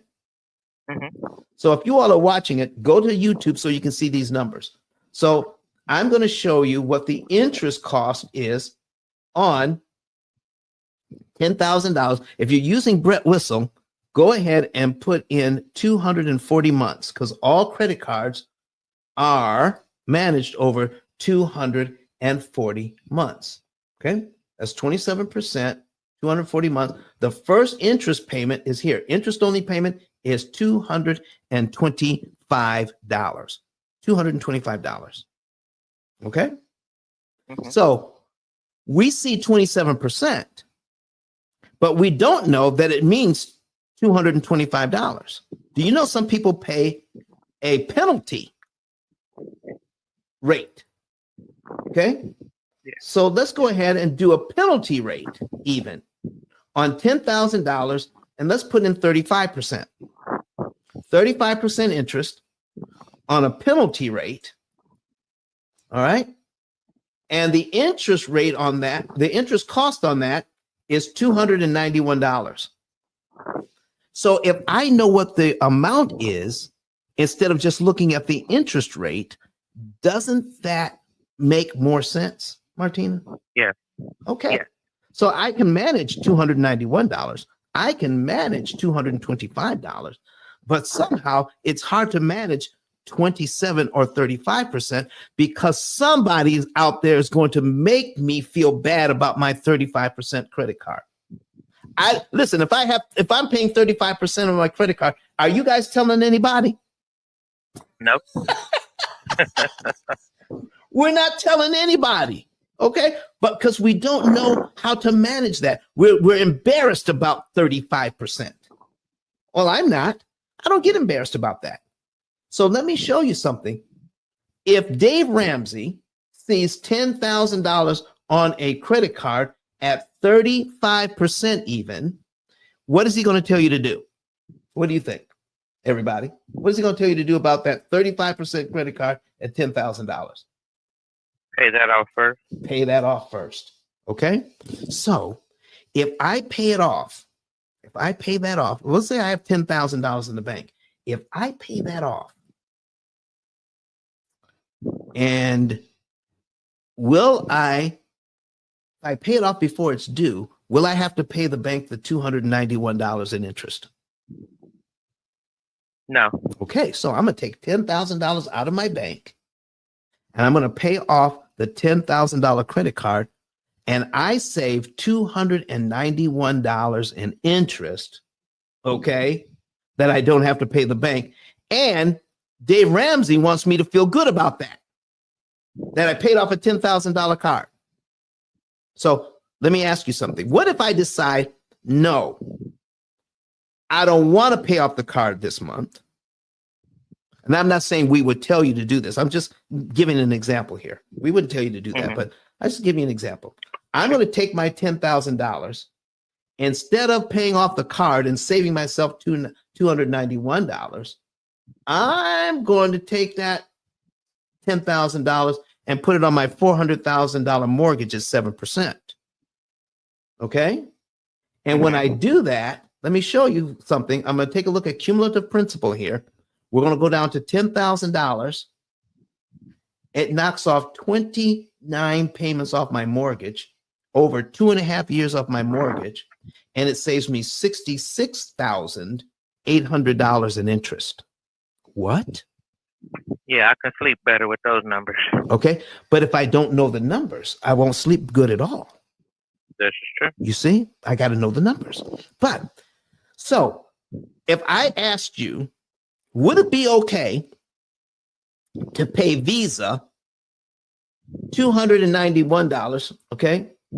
Would it be okay to pay Visa $292 and take that $10,000 and put it on my mortgage so that I don't have to pay the mortgage $66,000?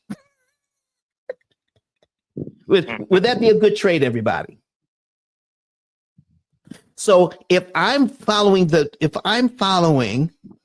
debt snowball method, I'm starting out on these smaller debts. I'm taking what little extra money I have, and I'm paying more than the minimum on these debts so I can get rid of the smaller debts, but they have the lower interest costs on them. So I'm paying off my credit cards. I'm paying off my personal loans. I'm paying off my car loans. I'm focusing on paying off the smaller debt, but they have the lower interest cost, while he says pay off the house last. So if I can pay off my cars that I have, that we're using, that are 5 and 6 year loans, all right, I'm paying off the cars in 2 years. I feel good about the fact that I paid off the car in 2 years. Okay. Let me show you a car loan. All right. Let me show you a car loan. We're going to put a car loan in here. So we're going to put in a new loan. Okay. We're going to put in a car loan. Brett Whistle. Okay. We're going to put in a car loan of $50,000. Okay. 50,000 at, we'll put it in at 6%. Look at that, 6% on the car loan. And we're going to put it in at 84 months. Now, I like the longest term possible. So we're going to do 84 months. What? See that? 84 months. And my payment on that is, I have too many zeros. Let's do that again. Let's do that again. All right. $50,000. My payment is $730. Okay. Now, let me show you the very first interest payment on this car loan. The very first interest payment is $250. That's the most interest I'll ever pay on that car loan monthly is $250. Mr. Ramsey wants me to focus on paying off my car loans that would cost me $250 and completely ignore my mortgage that's costing me $2,300. What financial sense does that make to use the debt snowball to pay off the car? I can pay off that car 3 years early listening to Mr. Ramsey. That means for 2 years, I'm saving $250 or less on my car loan, because as I get deeper into this, the interest costs get cheaper and cheaper. So I'm using money to kill $180 worth of interest, while Mr. Ramsey said it's okay to continue for the next 2 years to pay over $2,000 interest on a mortgage. And in 2 years, that's 24 months, that's $55,000 in interest that I paid to pay off a car early, okay? That the most it was ever going to cost me on the car, if I paid every single payment, $11,000. So what I'm doing, I'm attacking the car loan so that I can pay less than $11,300 on the car. But to do that, I'm turning around and saying it's okay to pay the bank on my mortgage $55,448.86. Well, Don, that's a $400,000 mortgage. What if my mortgage is only $200,000? Okay, and it's not at 7%. Okay, it's at 6%. So let's do that. What if the car loan, my mortgage is only $200,000? Okay, it's not at 7. It's at 6. All right, there's my payment, $1,199.10. So maybe that would make a difference. My house is only $200,000 at 6%. Well, in 24 months, it's still $23,000. So I'm going to pay $23,000 so that I can pay off my car and pay less than the $11,000 they were going to ask me to pay on the car, pay less than that, while I'm paying $23,000 using the debt snowball on this mortgage. Folks, does the debt snowball make sense? In fact, I think that's more punitive than Dave Ramsey calling me stupid for being in debt in the first place. What do you all think? Okay. So would it make more sense to know when to put money on the mortgage and when is the right time to put money on the car so that you can pay the least amount of interest overall? Our program does that. It chooses which debt and how much money to attack to save you the most amount of money in interest overall. Period. So that is the key to getting out of debt, not the good feelings you get from paying off the car, paying off the credit card. You see, you don't know how much interest you're actually paying for that. I asked the question in my book. Okay, the P.I.L.L method. Okay, let me put that a picture of that on the screen. Let me find one. Okay, I know I've got a picture around here somewhere. There it is. Okay. All right. It's been a #1 bestseller on Amazon. All right. So it's the only book that talks about understanding how an amortization schedule works. And I asked the question in my book, how much are you willing to pay for your good feelings? It feels good to pay off a debt. It feels good to use this debt snowball and get these small wins. But what good is it if you find out later that you paid $50,000 to $70,000 more in interest than you needed to pay just to get out of debt quickly? What we should be focusing on, folks, is the good feelings we get from understanding the system. And that's why I need you to come back here on Friday, because there's been some drastic changes in our financial outlook and those that are and the protections that have been put in place to help us out. So I'm going to be learning. I'm going to come in here and listen to Los on Friday and understand this, so I can take some of that information. I can bring it back to my audience on Wednesday, because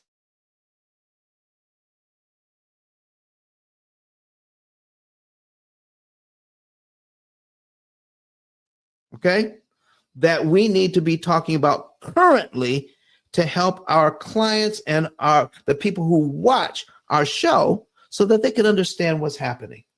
Folks, I want to thank you for being here. It's almost time for me to go. I got another 10 minutes here, unless I have more questions. If I have questions, I'll stay. Okay? I'll stay the whole time up until, 12 Eastern, all right? 11 Central. I'll stay the whole time if I have questions or people want to come up and talk. So I put the link out there if you want to come to our studio in YouTube. If you want to come into the studio, or you can raise your hand, come up to the stage here in Clubhouse and talk some more and ask some questions. So Martina, do you have any other comments or questions? You can click that microphone so you can talk, so we can hear you. Or maybe she got busy. All right. There she is. Go ahead. Okay, yeah. I was just I was just writing down the information that you had just shared with the interest rates and how much that it would save. Yeah, that's very instrumental. And so let's see. So if you had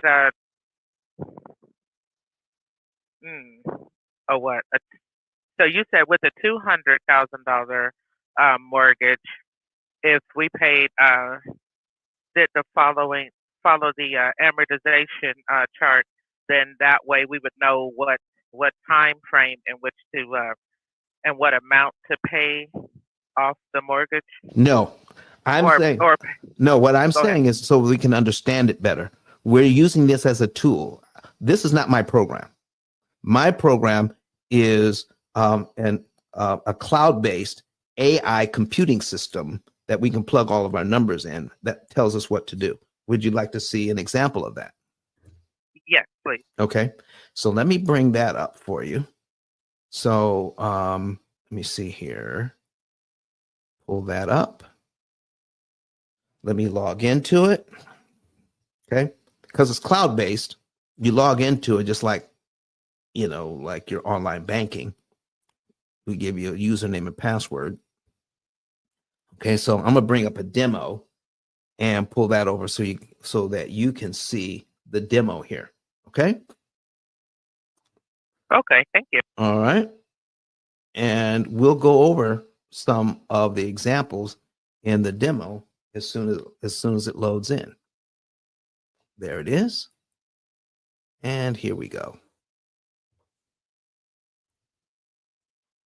All right.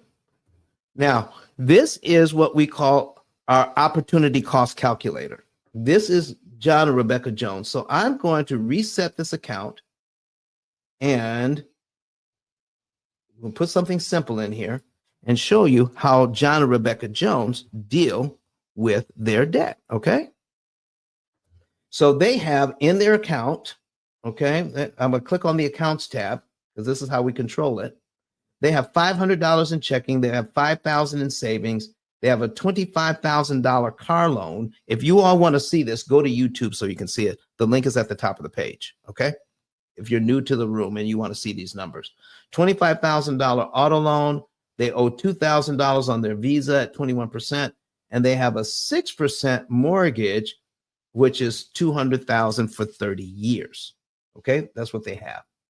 So when we go back up here to the top, we'll see that John and Rebecca Jones will not pay $179,689 in interest and be able to pay off all of that debt in 7.7 years. This is what the program does. So how does the program do that? So we put in how much they're making and how much they're spending. John's budget is this. John and Rebecca's budget is this. John makes $950 bi-weekly. Rebecca makes $700 weekly. So when they average it out, they average making a little over $5,000 a month, $5,091 a month. Their bills average out to $3,759 a month. That means after all the bills are paid, they have a little over $1,300 left over. You follow me, Martina? Okay. They have about $1,300 left over. Now, what happens when they pay all of their bills? All right, they get their income in and they tell the program, I got paid. So John gets paid $950 and then he clicks execute. All right. And then he tells the program, I got paid. And then it disappears from the screen. It's all gone. But that is added to his virtual checking account. Okay. So he looks at his virtual checking account in the program, and there's $1,450 in there. But he has $1,450 in their bank at the bank. So it matches up. Okay. So the program always knows how much they have in the bank. So when we take a look at that, now they have enough money in the bank to pay their mortgage. They just tell the program that, pay their utilities, and they keep on clicking these off. When they pay their utilities, they tell the program. They pay the mortgage, they tell the program. All right. Now, when Rebecca gets a new check, $700, they tell the program. So that adds that money in. But now, when you see the program gives you these little arrows here, Martina, it says, at this point, you have $100.90 in your checking account you don't need for anything else. How about that? So take that $100 and put it in your savings account. So they transfer it over, all right? And then they're going to pay the phone bill. Rebecca gets a new paycheck, and then now they have $590 in their checking account that they don't need. So the program says, move that over. So they do move it over. And they're just making minimum payments on the mortgage this month, minimum payments on the car loan, minimum payments on the Visa, which is $50, and they pay the rest of their bills. Now we're going to move. We start out in December. We're moving into January. The program says, okay, we're going to continue to put money away in savings. It says, well, Don, if we have extra money available, why is the program waiting?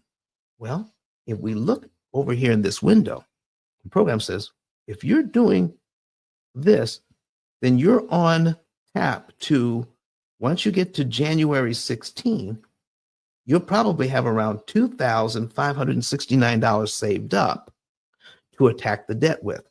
So Martina, let me ask you a couple of questions here. So open up your mic if you can. Okay. Okay. So if I tell you, like most people do, out of every paycheck, I need you to put some money on debt. Okay. And you start out okay, but what happens if the hot water heater goes out? Then now you're going to stop that and address the hot water heater? You most certainly are. Okay. So when you're trying to take money out of your budget, to a certain amount out of the budget, pretty soon you won't be able to do that. And every time you don't do that, you get discouraged. Pretty soon you stop the whole process. But what if I told you, whether it's $500 or whether it's $2, any money that's left over, let's put that in savings. And when it gets to a certain amount, take the money out of your savings account. Now, how stressful is it to take money out that you've already saved instead of just taking money out of your weekly or monthly budget? You see where we're going with this? Yes. Okay. So they take the money out of savings and they're now going to say, okay, when we get down here to January 16th, so let's scroll down to January 16th. the program says, oh, we're going to take money out of the savings and just knock off that credit card. We're just going to pay that off. We're just going to kill that credit card. Boom. And that will save us a total of $1,800 in interest on that credit card. That's gone. All right. Paid to zero out of savings, not out of my monthly budget where I've got to cut my family back. We're paying everything we're supposed to pay and then put money away that we don't need for anything else. So now that we pay off the credit card, now we're going to take $548.05 only, because this is what we call an optimized amount. Okay. We're going to take $548.05 only and apply that to the mortgage, and that will save us $2,705 in interest we never have to pay. What does that really mean? If we were to pay our mortgage, Martina, the way that the bank wants us to pay it, by the time we paid it down by $548, we will also have given the bank $2,700 in interest. This way, if we give them the $548 out of our savings account and left our regular budget intact and gave them the $548 early, that means they can't charge us $2,700 in interest. That's the difference. That's the weakness in the system. So every now and then, after saving up so much money, we're putting it on the debt where the program says to put it. And it's going to save us the most interest. This is what we're offering people. Now, do I need to understand it better? I don't need to understand it to follow the program. Do I understand my GPS unit and how it works in my car? No, but I like understanding it. Okay, I like science. And it's interesting science to find out how a GPS system actually works. This is why our clients not only get the benefit of this technology, we show them the numbers as to why it works. Not just that it works, but why it works, why you want to do things this way. So that's kind of where we're going, ladies and gentlemen, so people can know what is happening with their money. And when you know what's happening with your money, guess what? You can manage your debt faster and cheaper when you know how it works. So this is what we're offering: superior financial education, a safe space to bring your financial information to us. We'll never make you feel bad about how much credit card debt you have, how much student loan debt you have, some financial, you tried some things and they failed, and now you have all this, you have this financial burden because you actually tried a business and it failed, and now you still have the debt. We're not going to make you feel bad about it. We're going to show you how you can manage that a lot cheaper and still live well with your family. You don't need an extra job. You won't need to say, we can't go on vacation for a while because we got to pay off this debt. You'll be able to live well and pay off your debt with your current income. We're going to give you a plan based on your current income as to how you can manage this debt more efficiently. That's what we provide. So, any other questions, anybody? Any other comments?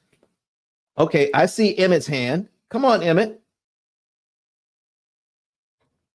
Come on up, Emmett. I see you. I didn't see you before, but I see you now. Come on up, sir. What do you got for me?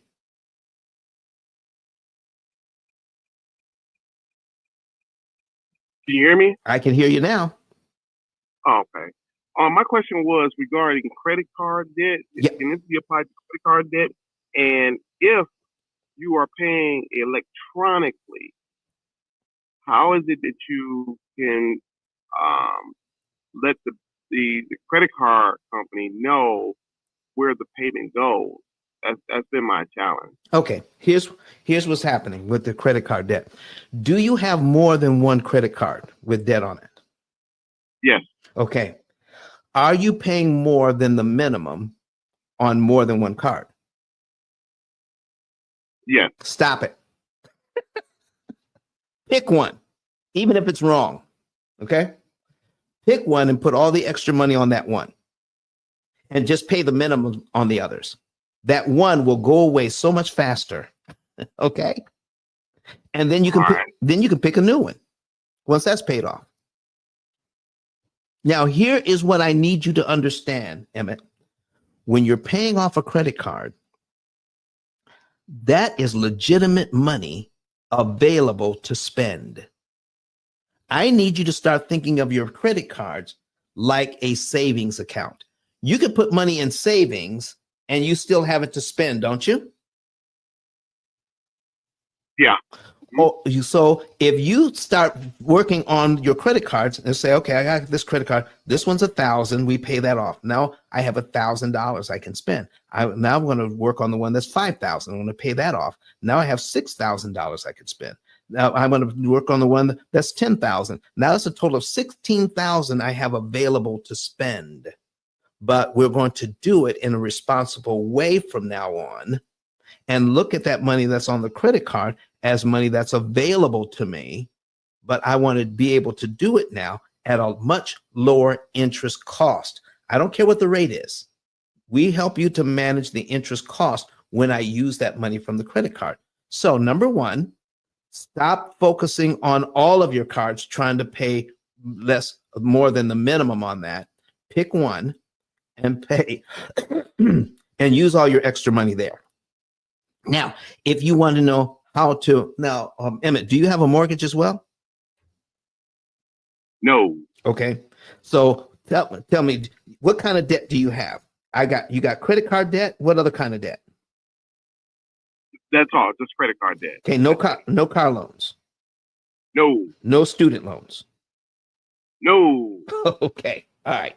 So if you have credit card debt, I would handle it that way. I would make sure I know which one to attack. Now, you can get a consultation for $150, and we can take a look at what you're doing, and I can give you better instructions on how to handle that credit card debt without actually getting our whole lifetime program, depending on how much debt you have. Okay. But if you just want to get some good advice on your situation alone, it only costs you $150 for the hour. We'll take a look at it and give you some good advice. Or you can just keep watching my videos for free. Either way. Sounds good. All right. I'll be in touch. All right. So we'll put our number back in here again. All right. We'll put our number back in. It is 256 886 1867. Call, ask for me or ask for Terasa, and set up an appointment. If that's all you want to do is, get a little bit of advice about your situation. If you have quite a bit of debt, you've got a mortgage, you've got some credit cards, you got a car loan, you may have even some student loans. If you want to know how to manage that to pay the least amount of interest, then go to ice10k.com and click on that link that says get a savings and earnings report. Put everything in there, and someone from our team will give you a call, confirm the information, and set up a consultation so that you can find out the month, day, and year you'll be debt free on all of that debt. Do you know we have doctors and lawyers on our program that their student loans are more than their mortgage, and they're still all paid off in about 7 to 9 years? Even the student loans and the mortgage and the cars and the credit cards. You see, the reason why we're in debt so long is the amount of interest that you pay.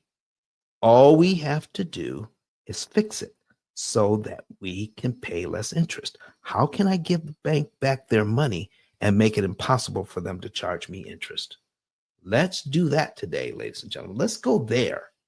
Let's not be negative like Mr. Ramsey. Let's not be negative and call people stupid for using debt. Let's not tell them they have to cut up their credit cards. And anybody that disagrees with him, then he's going to be calling them names. Now, there's somebody in the White House that every time he gets challenged, he starts calling people names. Well, listen, we don't like that. We don't want that. I don't need people calling me names because I made a financial decision. I want to know how to do it better. And when you don't have a better solution, you just start calling names. Well, we don't go there. This is a safe space to come to, ladies and gentlemen. Come here. So, I got Martina that came up. I got Emmett that came up. Emmett, I hope that helps you. Do you have any other question for me before I get out of here?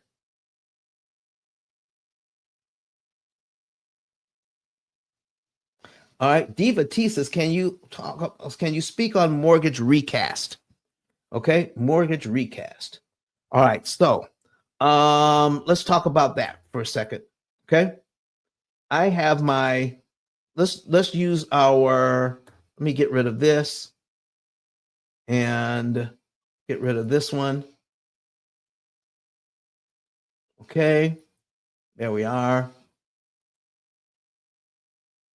All right, so I have my $400,000 mortgage again.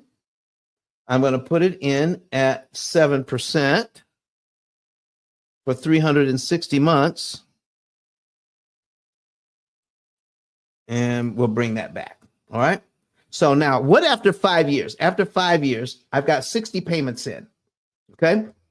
Now that means I can recast this mortgage.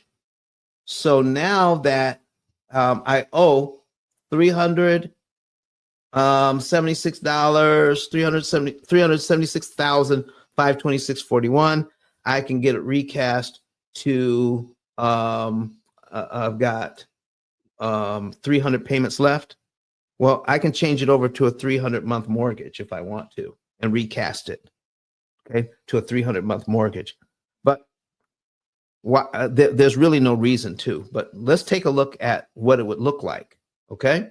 So let's say I can instead of getting a refinance, which it technically is, let's say the interest rates drop 5%.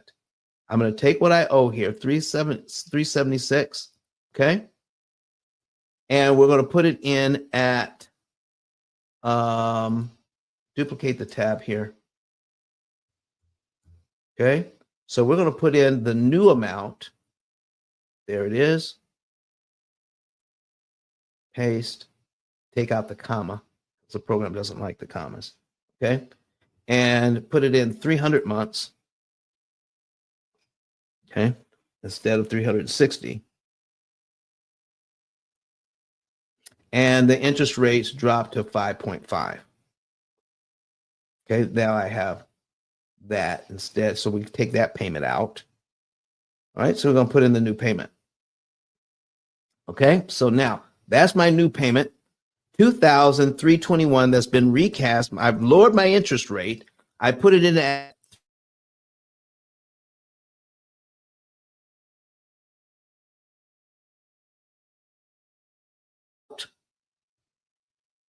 it started out at 2661. So my payment was 2661.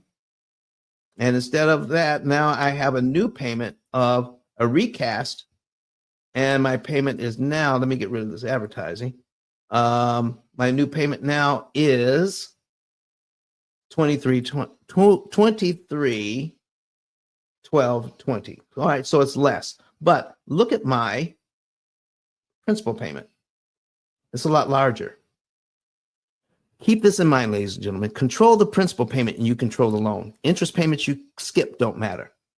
All right? So my principal payment started out at $329, which means if I'm attacking this loan with principal, my money works harder. It does more for me to get rid of payments and get rid of interest at a lower level.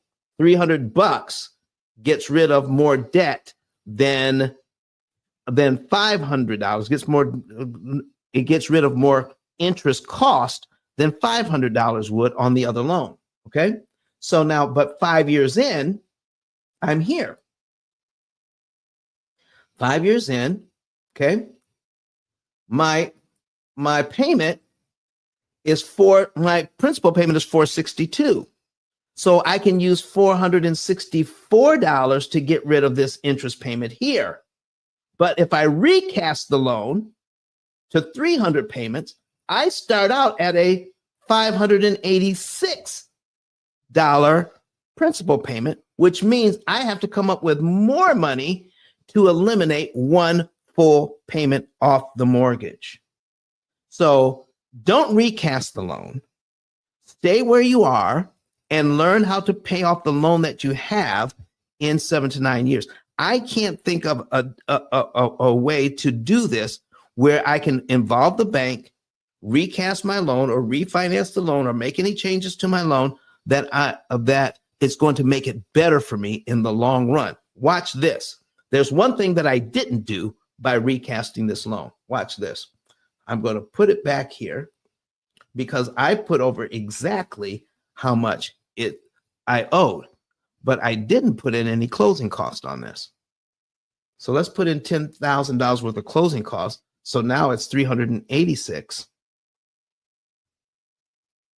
And it's not going to change the payment by very much. It's $23.12 right now.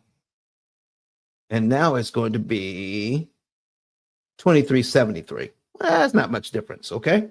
That's got $10,000 in there. So I added $10,000 to the loan because that was the closing cost. So I started out at $376. Now I owe $386. What is it going to take for me to get back to $376, my original amount? I have to pay off that $10,000 that I rolled into the loan, okay, at 5.5. So let's go down $10,000. It's going to take me about 16 months to pay off the $10,000 that I added to the loan. How much interest is it going to cost me? $28,000. So how much did the refinance or the recast actually cost me? $38,000 to do this. I got to pay $38,000 out to get back to my original $376,000. Does that make any sense to you, people? Does that make any sense, everybody? Diva? I'm going to pay the bank another $38,000 to get back to where I was, and it's going to take me 16 months to get back to the original place I was. It took me 5 years to get to. No. Use the P.I.L.L method so that you can learn how principal and interest actually works, how an amortization schedule actually works, so that we can give you not only the education, but the technology that is designed to disrupt the bank's timing, which makes it impossible for them to charge you all of that interest. Use the technology, use the AI that we've developed and our superior education so you can learn what's really going on. Diva says she can't talk right now, okay? She says, but no, it doesn't make sense. So folks, listen, go ahead, go to ice10k.com, go to our website and get a savings and earnings report today. It's free. There's absolutely no reason for you not to know when you could be out of debt. There's absolutely no reason for you not to understand how it works better. If you're not ready to do that, but you want to learn more, watch our videos on YouTube, Facebook, LinkedIn, TikTok, Instagram. Watch our videos wherever you want to go to see us. We're there. Watch the videos.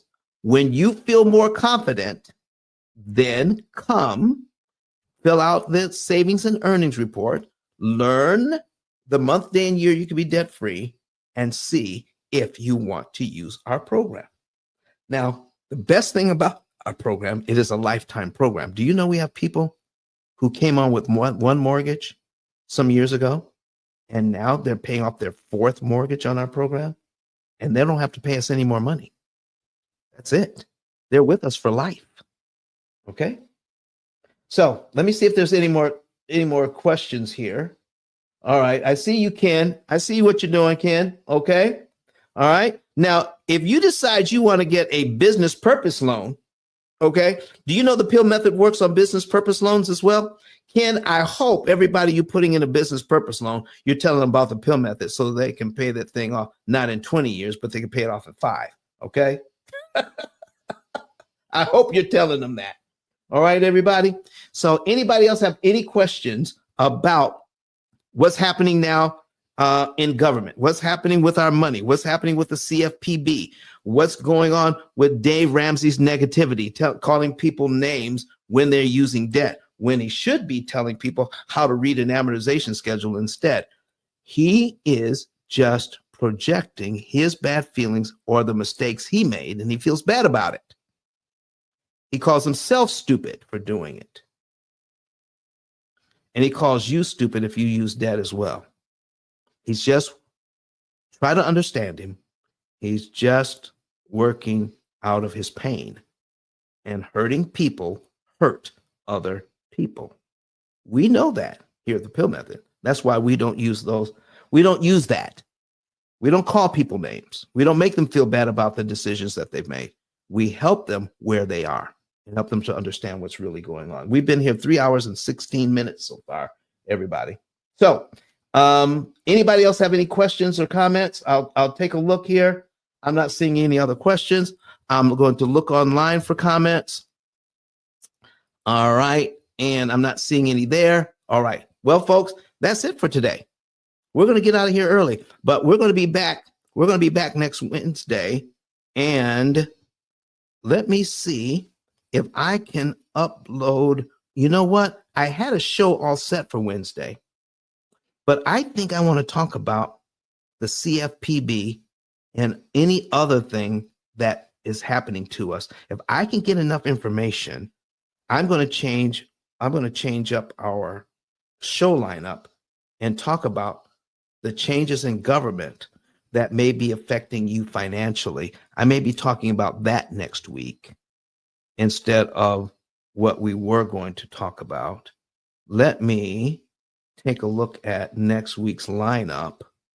All right, hold on for a second here. And let's see here.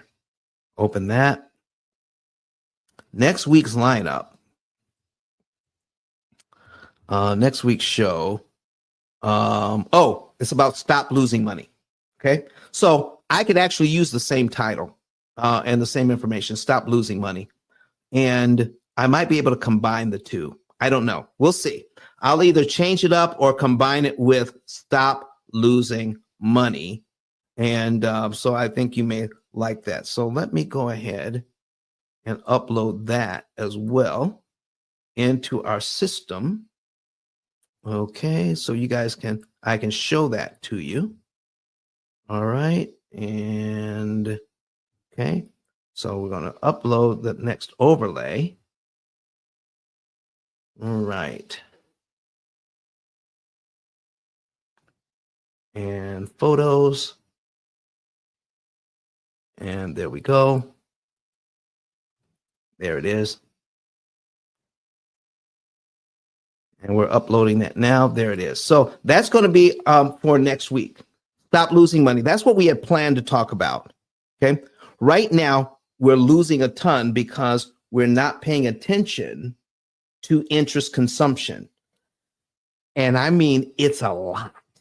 I mean, it's more money than you ever imagined because we're not paying attention to it.